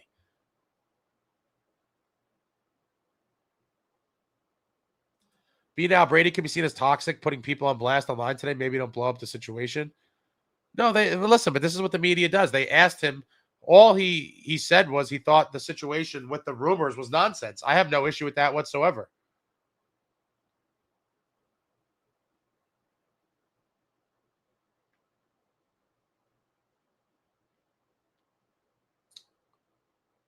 I hate both Kachucks. They are all talk. Oh, my guy. You are so lost. Yeah, Matthew Tkachuk's won back-to-back cups. Brady Tkachuk was one of the better players for Team USA in the 4 nations. How could you hate on them? Beachmaster says, I think the owner's kid is running the organization. Which one? Which owner? Richard, look at the template for the perennial contenders in this league. Size, speed, skill, and snarl. You certainly need it all. But your skill guys, or at least most of them, cannot be ultra sharp and soft. And these guys, unfortunately, are. Right. And then people keep bringing up, you know, the outliers. Yeah, Crosby was a young captain, but Nico ain't Crosby in any way imaginable. Right. You're bringing up the 1 in a million type players. Richard says, Skeeters are great, but you must have a dog with them in every line. We don't completely agree. Caitlin says, Jack is just hyped up, so people keep comparing him, but it's an unfair comparison for Jack as well. And that's part of the reason why I feel bad for him, is because he had all these expectations. People were making these ridiculous comparisons, and the reality is there is no comparison. He's not these guys, and he's never going to be. He never was. But people expected it. They kept talking about it, and so here we are. Timu says, I wouldn't be shocked if it's a split locker room with the Hughes and their boys on one side and the other guys on another. I could totally see that. A toxic family, it certainly could be the case. We don't know, but it is a somewhat fair speculation, I think. Jack's only friend is Brat. I find that hard to believe. Half-naked Frankenstein, the only way they trade the Hughes is if the jersey sales drop. I don't think there's any correlation there whatsoever.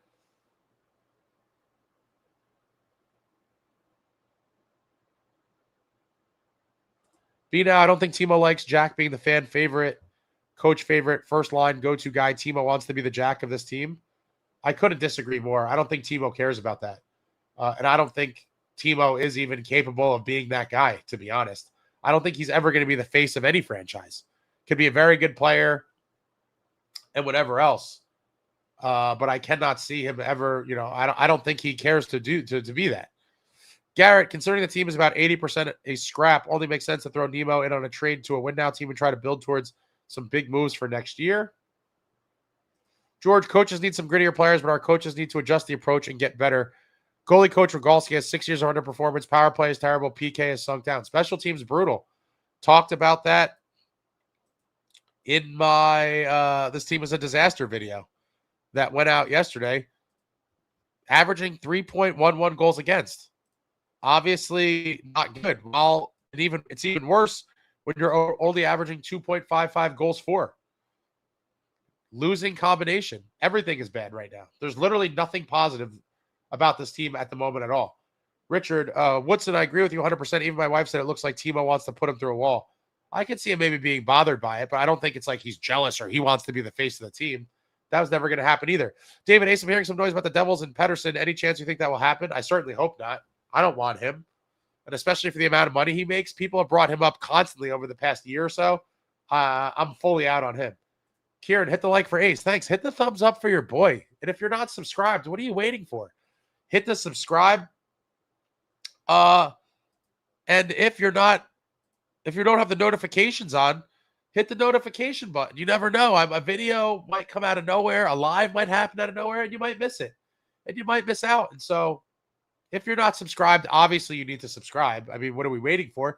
And beyond that, if you are a subscriber, thank you. Hit the notifications. Turn the notifications on. Turn it on.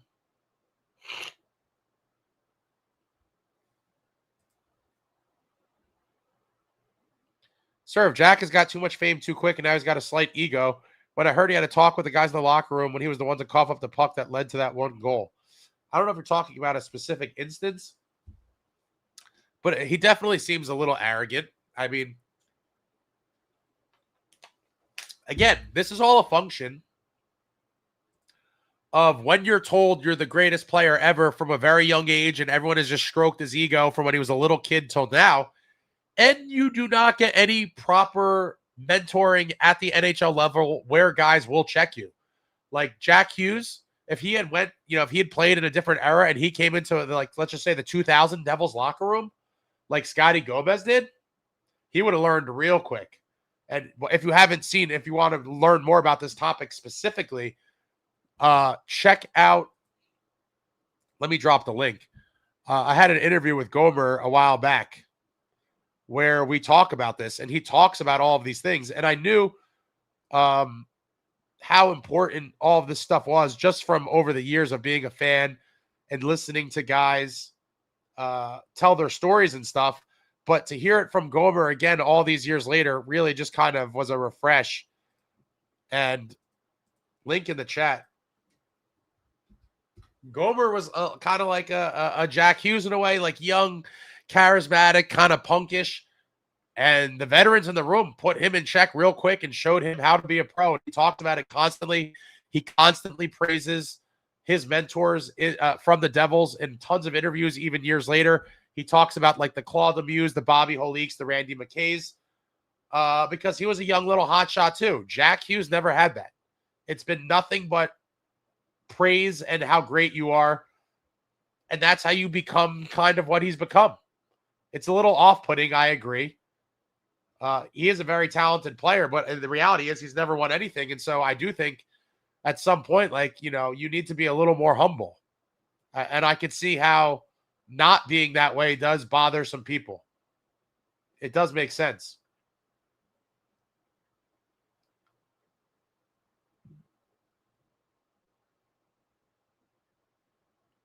Too much fame without earning it.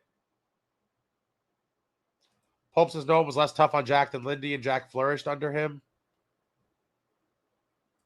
Nico did summer training, military. It's fairly laid back, especially for y'all. So it basically did nothing. Salvatore, as long as Fitz is GM, I have zero hope in any potential moves. That's kind of where I'm at. But all I got is hope, is that something happens. But we'll see. It starts with Dougie leaving. M. Can't send you Ace. What do you think about Adam Lowry? He's a dog and doesn't cost a ton. Winnipeg is sinking. What does he make? I mean, I think he's a center, right? Yes, center. Oh, no. $5 million a year? Oh, wait. Nope. I don't know where that was. Wait, next contract. Hold on. I'm seeing. Oh, no. It is $5 million a year. I'm out. $5 million a year. I am firmly out on Adam Lowry. Anton says, if Winnipeg gets smoked tomorrow, how much closer does it get us to a firing? I think it brings you a little bit closer to a Sheldon Keefe firing. Nico's King Lowry is one of the last real captains in the league. I take him on the Devils. At $5 million, though?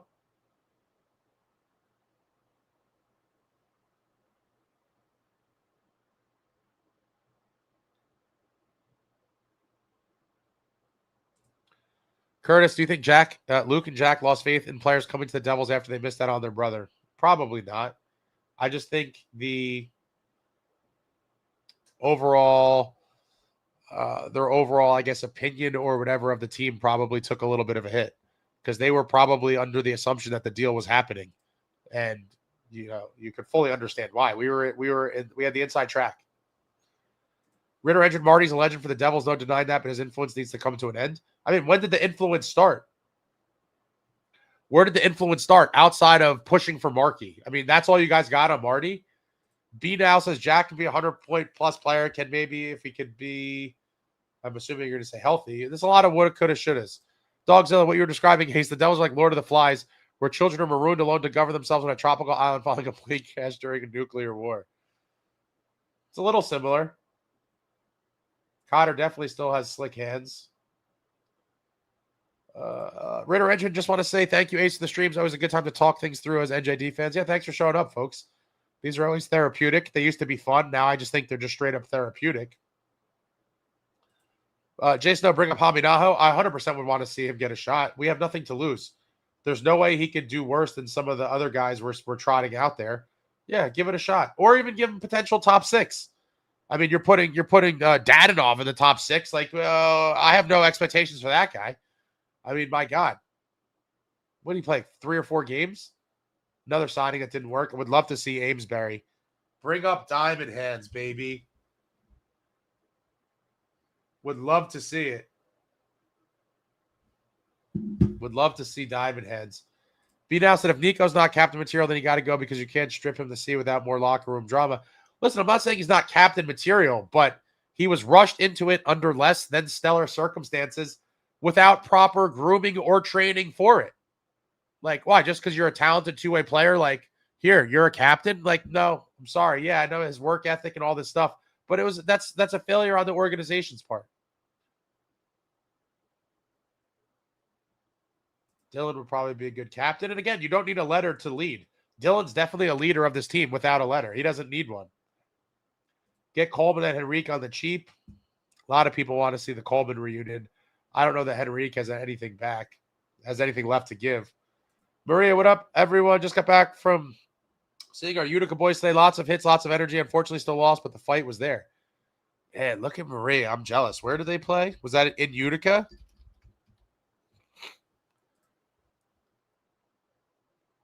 No, it was in Bridgeport, Connecticut. They lost 4-2. Nico Dawes and net.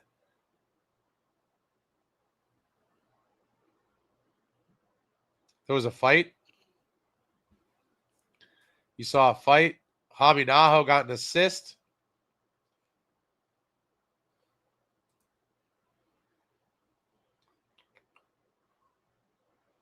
Alvin says, I was just talking about how Dougie stopped trying after the whole Quinn ordeal, so honestly not surprising. Yeah, it was a bad, costly Fitz fumble in more ways than one. Obviously not getting the great player and then, kind of fracturing the team dynamic afterwards.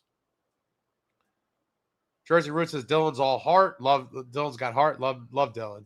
Jason, no, I would trade Mercer and get someone else who needs a change of scenery. Mercer's just another small forward on this team. Listen, I do like him.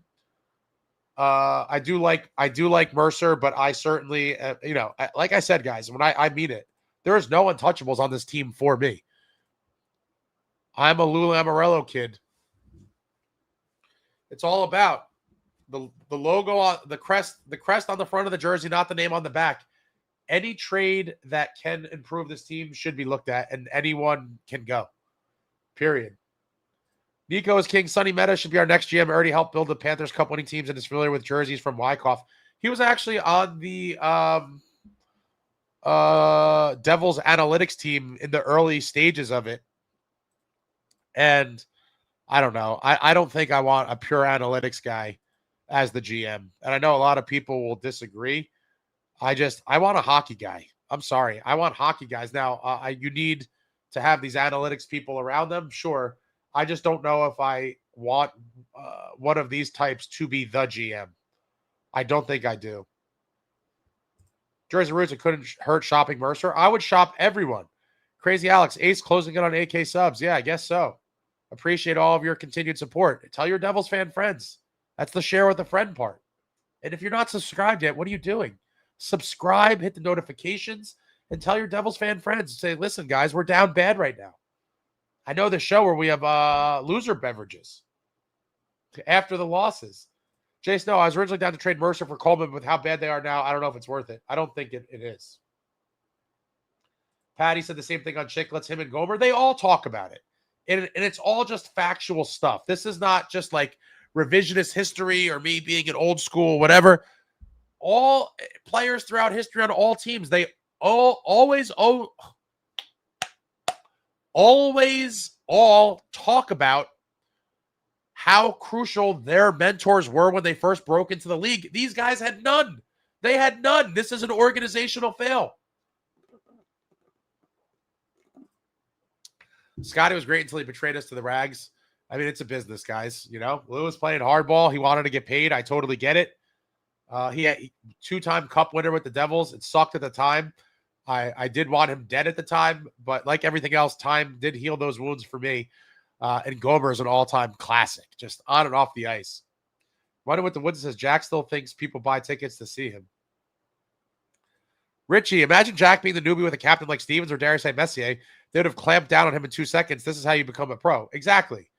But that never happened, and his kind of, whatever you want to call it, demeanor, the way he operates ran wild with no one to check him. And here we are. And that applies to the other guys as well. Jay Snow, no one buying tickets, period. We can only hope, because that's the only way change is going to come about. As if nobody buys tickets. But there's plenty of season ticket holders already on the hook who will be there. Jersey Roots, boycott needed. Don't waste the loot. That's where I'm at. For sure. Serve said, I bet Jack's like putting all white on the back of my skates and no one else in the locker room can. This is ridiculous. That definitely isn't the case. Chase, no, this isn't Jack's fault. Jack's best at being a playmaker and doesn't have a legit shooter on his line. Again, another organizational fail, in my opinion. You brought Toffoli in. They had some nice chemistry, and then we move on from Toffoli, and no other legit top six guy brought in. And the answer's in the room, and that's what fits. How many Jack Hughes do you see jerseys do you see at home games? They're all going there to see him. I would say plenty. I agree. He's the marketing face of the team. Rich, Jack lost me after the Kings game. They pay to watch me play. No regards for his team.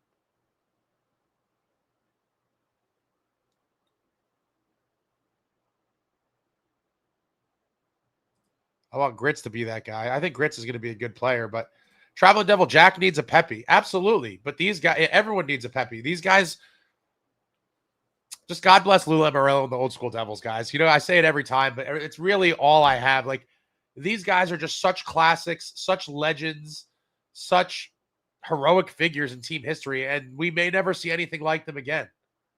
But these guys were all crucial to nurturing and mentoring young players, and they all talk about it constantly, all of them. Every young player breaking into the league. And listen, guys, that's exactly what Tyler Toffoli is for the kids in San Jose. Celebrini, Will Smith, these kids love him. And in years from now, and when it's all said and done, and Macklin Celebrini's looking back on his career and doing interviews in his post-playing days, and they're talking about his early years and breaking into the NHL and all of this stuff, I 1,000% promise you, he is going to sing the praises of Tyler Toffoli and tell funny stories involving Tyler Toffoli and how, you know, he showed them the way and all that stuff. That is what you need, and these guys never had it. Tyler Toffoli is that guy for Celebrini, Smith, and some of these other kids in San Jose. And again, it's just an organizational fail by the Devils to not realize how important that role is when you have these kids breaking into the league. It was completely ignored, and we see what we see here now.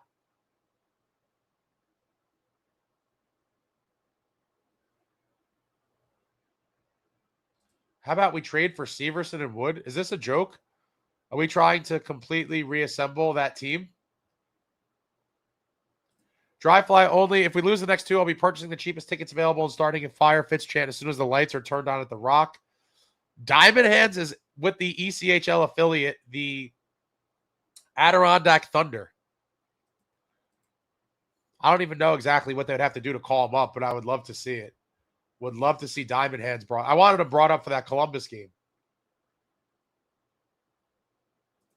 Which name are you talking about? Diamond Hands? So if we need someone to copy Miles and say, I'm tired of playing on a team that sucks, we can go on a 13-game heater. I liked Miles Wood. He definitely was a scrappy fella. Had some speed. Would definitely fight Bridgeport, Connecticut. Okay. I did see T Great Pizza. I did get some pizza in New Haven with one of my buddies last year. Mac Bolby, thank you for the super. Hughes or Cancer overpaid for Luke for his name. It's for future value, man. He's overpaid now. He's not worth $9 million now, but the hope is that in years from now he's worth more than that, and we won't know till it happens. A lot of you are like, it's never gonna. I still think he's going to be good. He's a super young kid, And people are like, look at Schaefer, look at this. Not every player is the same. Just like we're talking about earlier, Jack and Nico are not Crosby and these guys. Not every player is the same. He's super young. There's still plenty of time for him to be very good and for the contract to age well. It's obviously an overpayment in year one. I mean, and that's fine. I also think that was at the time, part of that was it was step two or the first step, I guess, forward after having Jack. We already did. It was the first step forward to bringing in Quinn Hughes, locking up Luke long-term, and Fitz fumbled it. That was a part of the Quinn Hughes play, in my opinion, as well. Mac, thank you for another super. Somehow Toffoli is succeeding with Celebrini. We ran Toffoli out of town because he looked washed. Hughes, Nico don't make players around them better. I disagree there. The thing is, I at least thought, for the $6 million he was looking for, I thought that money could have been spent towards a top six player that would have been a better fit, whether that was another $6 million player or, like I said, the $6 million put towards maybe a $7 or $8 million guy at the time. I love Toffoli, big Toffoli guy. I just didn't think it was a smart usage of $6 million at the time and that you could spend it better towards a top six guy, but we decided not to replace him at all. Epic mistake. Epic mistake. Pepe's Modern and Sally's. I went to 2 of the 3. I can't forget which one I didn't go to. I'll probably be back there soon to do the tour. Pulp Mystic between Allen, Dilly, Palat, Brownie. There should be enough veteran leadership to go around, you would think. It's a good start, but in my opinion, not enough. And all these guys came to this team when it was already Jack's team or Nico's team, whatever you want to call it. And so that is very different than if these guys came into a locker room with those guys as kids and they were already there. I do think it's very different when they're brought in from the outside. I don't know, they could do a little bit, but I don't think they could affect change across the board when they're, came from the outside. I could be totally wrong with that, but I just don't see, I think there was a strong kind of aura or whatever you want to call it about this group already where these guys coming in from the outside were not going to be able to get it done. Hallinan too, and Eddie Squires had a quiet night. Yes, I'm really curious what happens to Squires. I'm pretty sure he got sent down to the ECHL for a little bit early on in the season. Jersey Roots' analytics couldn't hurt. Ever see Moneyball? Listen, like I've said, I do think there's a place for analytics. I think they've been completely overemphasized in recent times. And I certainly think baseball is very different than hockey. There is a lot more of a heart component and balls and compete level and all of these things that are a little bit more unique to hockey that you're not going to see in baseball. And so I do think it is very, very different. But I do appreciate analytics, but I think they have their place and should be used accordingly. I do not think it should be the primary driving factor of personnel decisions for a hockey team. Swampbox, hit the like button for Mayonnaise. Thanks. Hit the thumbs up and hit the subscribe. Ritter Ender says Hughes are beyond overrated. I could get on that train. But it doesn't mean they're the worst players ever, like a lot of the haters would say. John Sumner, Ace, I've mentioned this on another NJD podcast. If I'm Fitzy, I call St. Louis and offer a one swap. Brat for Kyrou. Thoughts? How's he doing this year? Not great either. I can't answer definitively. I would certainly consider it, but that kind of just seems like a lateral move to me. Like, I don't know how much that is going to change anything. I would rather include, if you're going to trade a guy like Bratter, I would much rather trade him in a deal that I think is going to, go a further way in truly shifting the identity of this club. And I think, Kyrou could be a little bit, but I'm looking for extreme examples now. I'm looking for all right, but maybe that could be. I don't know. It's possible. I just don't know that Kyrou screams identity shifting move, but it could be one worth exploring. It's definitely not an easy answer for me. And maybe sometimes there are those lateral type moves that work out for both teams involved. Louis says, Woodson wakes up in the morning hating on the Hughes brothers. First thought before taking a leak and getting his coffee. It is extreme.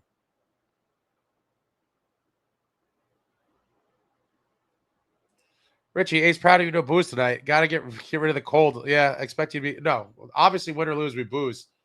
Will forever be, no matter what. Timu, now look at the Islanders won again. Yeah. Even Sherry Ross is hyping them up. The Islanders look legit.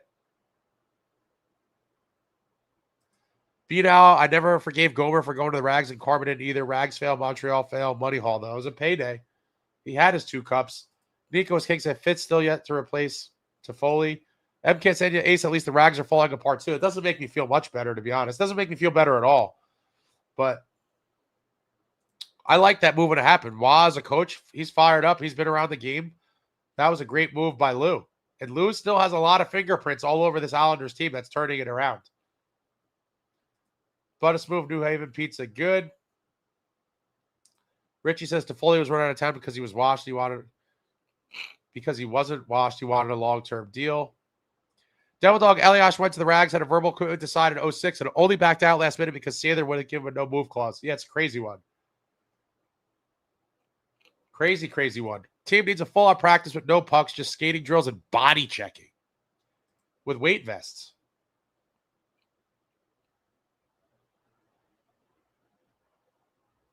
Jack had PK Subban. That's why he's such a showboat. The Army Yager vest. I want Yager to be like an off-ice trainer for us, or an on-ice trainer as well. Kieran, if Marty's our number 2 GM, how's our goalie situation not great? He does not seem like the answer to Fitz. Again, I think this is a crazy cop-out. How could, because he was a great goalie, how could he automatically make our goalies great? All right, my nose is bleeding again. Be right back. Feel it. I can feel it.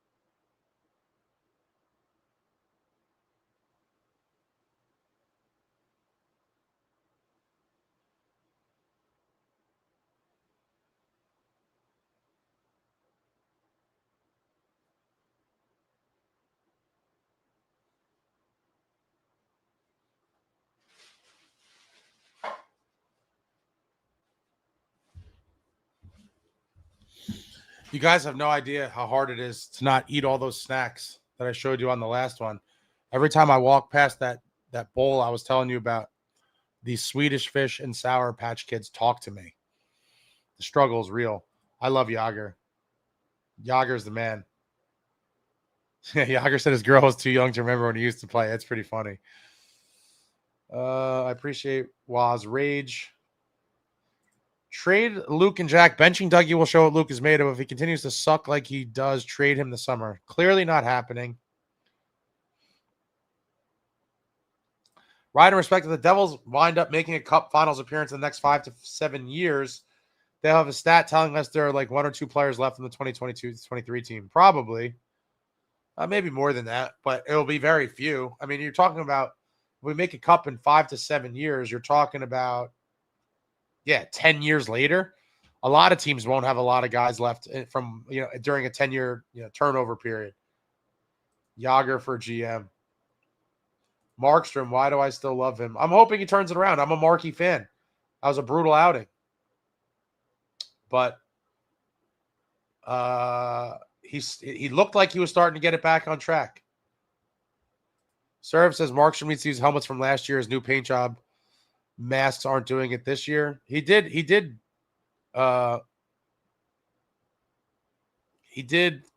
completely bail on that weird like mustache beard one. He had bad luck with it early on in the season and he ditched it. Completely threw it in the scrap heap. No, a Devils fan at the Islanders game in Long Island. It was an ESPN game, threw a jersey on the ice, and it ended up being a PK Subban jersey, which was pretty hilarious. Yeah, he looked shot the last game, but he didn't before that. He looked like he was getting it back.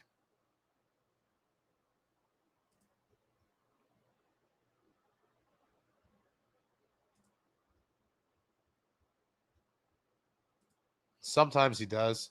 Listen, all we could do is hope that he gets it together. That's all we could do. It was an encouraging few starts leading up to that Islander game, and then it all just kind of went awry during that game. I mean, it happens. It fell apart. Tomorrow's game's at 2:00, right? 2:00 against the Winnipeg Jets. What's going to happen? I mean, listen, I'll be happy for the 2 points to try to claw back into the playoff picture, but as you guys know, my long-term kind of outlook on this team changed dramatically over the last few weeks. And that's what happens when you go 6-13-1 over 20 games. Subban taking strays so many years later. Caitlin, Mark needs to learn how to play the puck and when not to. It certainly seems like he's gotten a little, and Allen as well. Both of them come out like they're the great Marty Brodeur and make these plays that end up with the puck in the back of our net. It's like, what are you doing? Allen's had a couple of them recently. Jersey says, Marky's got more helmets than my wife's mood swings. Everyone's saying trade Luke is crazy. I completely agree, and it's not going to happen. It's just crazy fan outrage. Ryan, respect, I still think this team is going to win a few in a row, and they'll try and gaslight us. It's going to take a lot more than a 3 in a row for me to even remotely allow myself to get there mentally. I've already accepted that this season is no playoffs, and I hope I'm wrong, but I cannot, with a straight face, tell you that I think they're making the playoffs right now. Would love to be wrong. I did think, again, even a few weeks ago, like, they'll probably make the playoffs. But then once Jack came back, nothing got better. And then they just started losing, not only losing games, but losing them in a completely lifeless, spineless fashion. It did it for me. I could not allow myself to believe they had any sort of real run in them. Playoffs.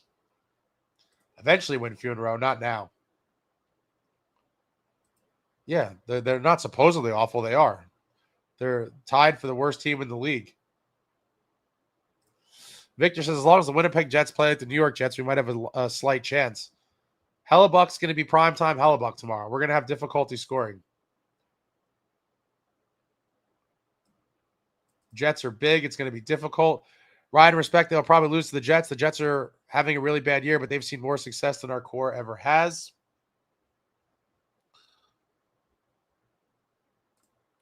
Ace Fitz really blew it a few years ago. We were in the top places for free agents. Now we're back to being a place where no one wants to go, especially off these internal issues. For sure. I think the dysfunction is well documented now by everyone. It is what it is. Again, how do you fix that? Winning. Winning cures all. Go on a run and show other potential free agents or whoever that this is a place to truly win, or at least be part of a team pushing that should have a great chance to win. And people would want to come here in free agency. It's that simple. Metal Anderson says the goaltenders overplay the puck because they don't trust the defense will clear the zone. Jets are a great team having a really bad year. Devils are a mid-team having a down year. Robbie's bench toss, not a lot of points out. Too many teams in between us, and every game is going to OT, it seems. Yeah, 3-point games are a killer. Love the Swedish Fish. I don't know. Is Patrick Laine injured?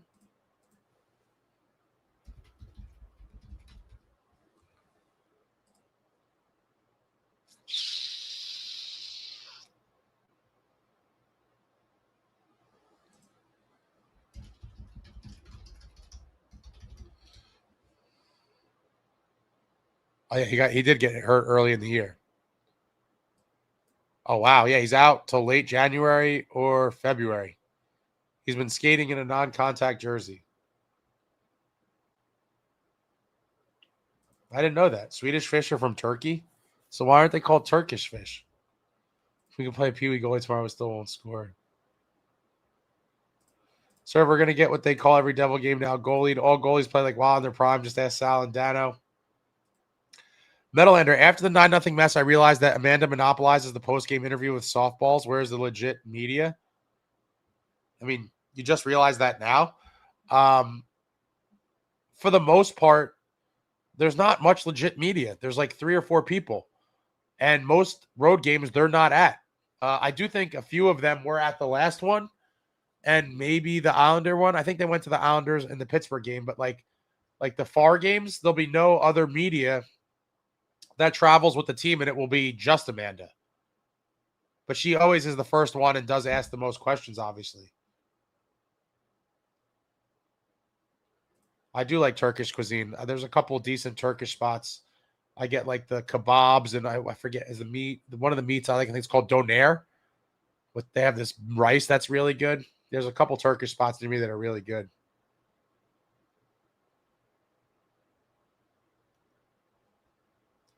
Oh, this lakum is good if it's made with honey, because no one would try something called Turkish fish.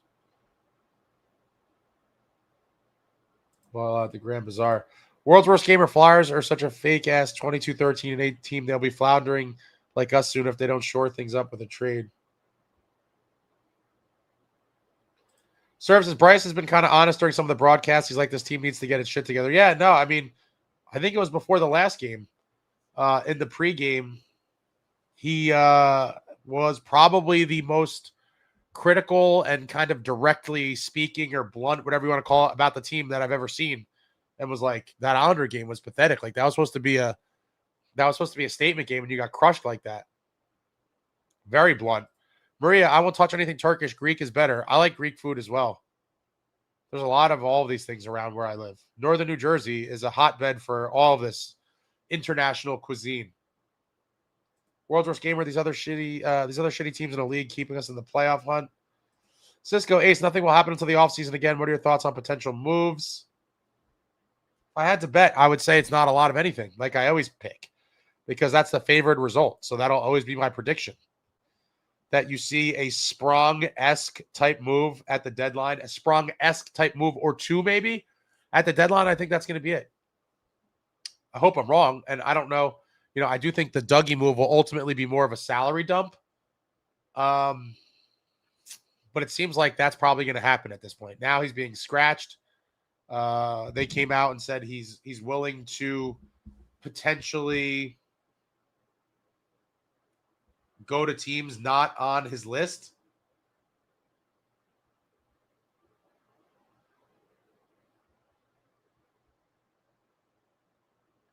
So let's see what Fitz could do.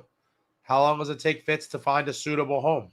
Whether it's on his pre-existing list or a team he considers and takes after the fact, we'll see. But I do believe Dougie Hamilton more than likely has played his last game as a New Jersey Devil. Saravo, Nico's captain, but not a leader like Ovi, Crosby, McDavid, McKinnon, or Landeskog. I mean, yeah, you're talking about literally all-time greats, though.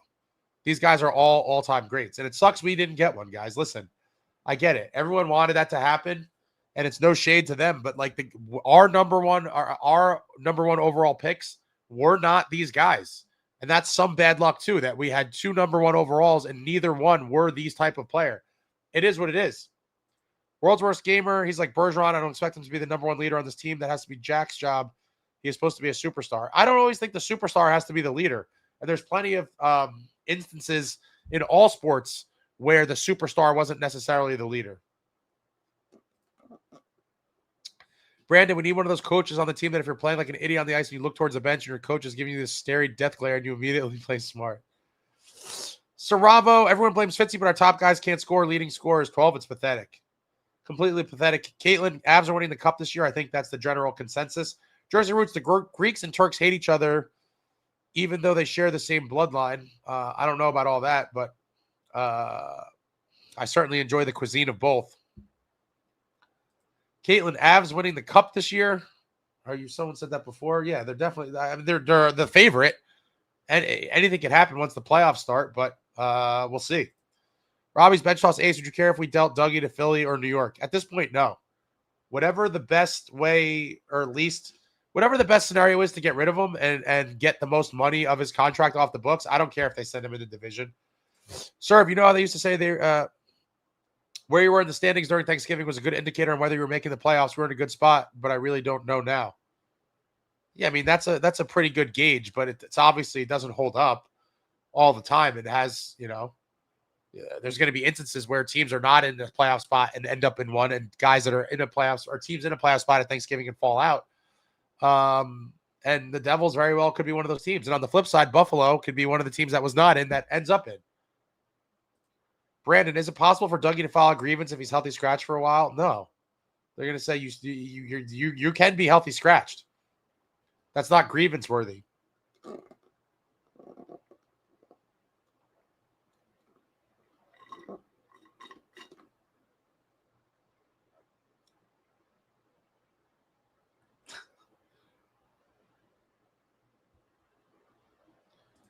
World's Worst Gamer leading by point getting is what I mean. Night in, night out offensive output to the tune. Oh, yeah.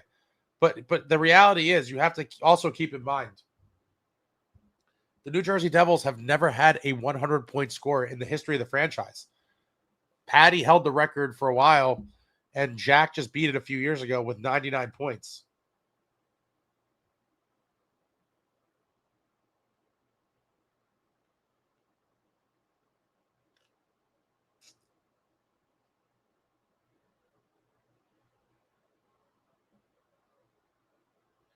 We need Tiger's Blood's brother from the Mighty Ducks. We need Lindy.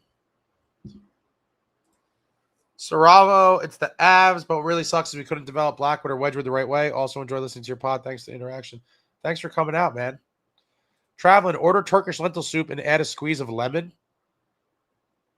I mean, if I order from the Turkish place, which is not open now, I'm getting all kinds of meat and rice. And if I go to the Greek spot, I'm going to get the some sort of lamb there as well.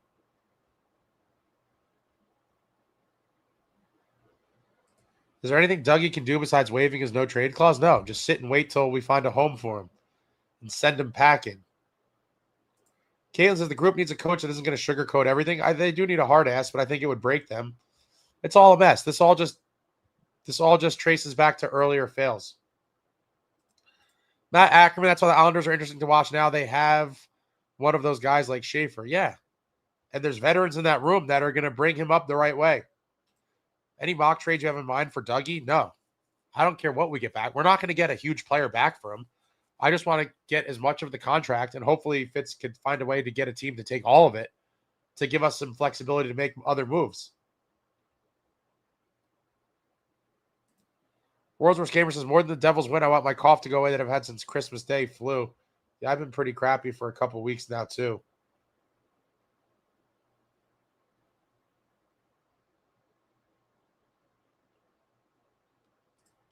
Islanders goalie has been good, a lot better than ours. You should go see a doc if your cough's been going that long. I made the same mistake and wound up with bronchitis. Yeah, I'm probably going soon. My mother's been harassing me. And my mother's one of those, one of those mothers. My mother's one of those mothers. So I've been getting it daily. I typically only want to go to the doctor if I'm like near death. And I don't think I was near death. So I didn't go. But we'll probably soon, maybe. Our team rather do social media stuff like fashion shows and holiday events.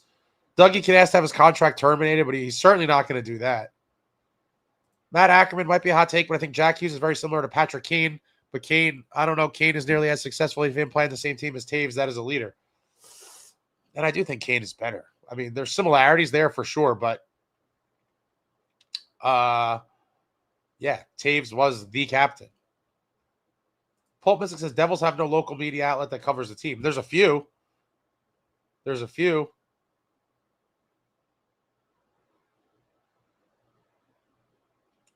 media outlets.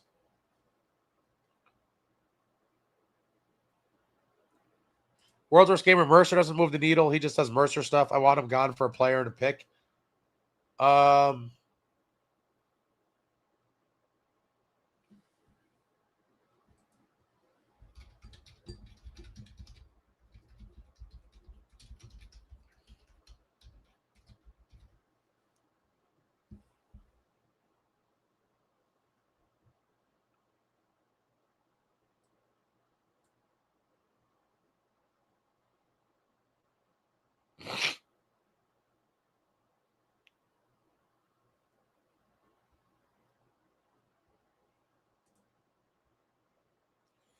I think we'll miss Mercer, but if he could be traded towards an upgrade, I would do it too. Again, there's no one, everyone's on the list for me now.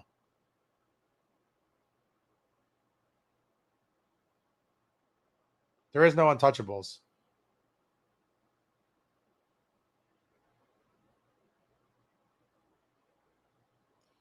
Pineapple juice will help clean out your lungs. But a smooth. I'm going to wait till it's too late and start taking vitamin supplements. I could take zinc, copper, D and C, supposedly keep you right through the winter, and gargle Listerine, supposedly. It's interesting. Right and respect, I just want this to become a place again where players come to die. And neither do I. That would be unfortunate. That would be super unfortunate.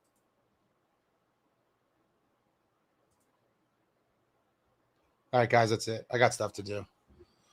Appreciate everybody for coming out. Lots of news on a Saturday. Lots of craziness. And now I would say the Dougie Hamilton countdown is officially on. I do believe we have probably seen Dougie Hamilton play his last game as a New Jersey Devil. And we'll see where he ends up. Hopefully Fitz is able to find a home for him where they take on his full salary. And then some other moves can be made after the fact. But we'll see. The soap opera continues. The 25-26 New Jersey Devils in Winnipeg tomorrow, taking on the Jets. You know I'll be back with the post-game live. Hopefully we could get some winter drinks for the first time in a while, but we'll see. The crazy story of this Devils team continues on. But, wow. What a season. I mean, who could have predicted any of this? Who could have predicted any of it, honestly? I don't know. It's all a mess, guys. It's all a mess. Hopefully we just win and don't continue to slide down the standings. I still would love to make the playoffs, but, it's starting to become less and less likely. But that's it. Thank you all for watching. I love you all. Like, comment, subscribe, and all that jazz. Until next time, friends, let's go.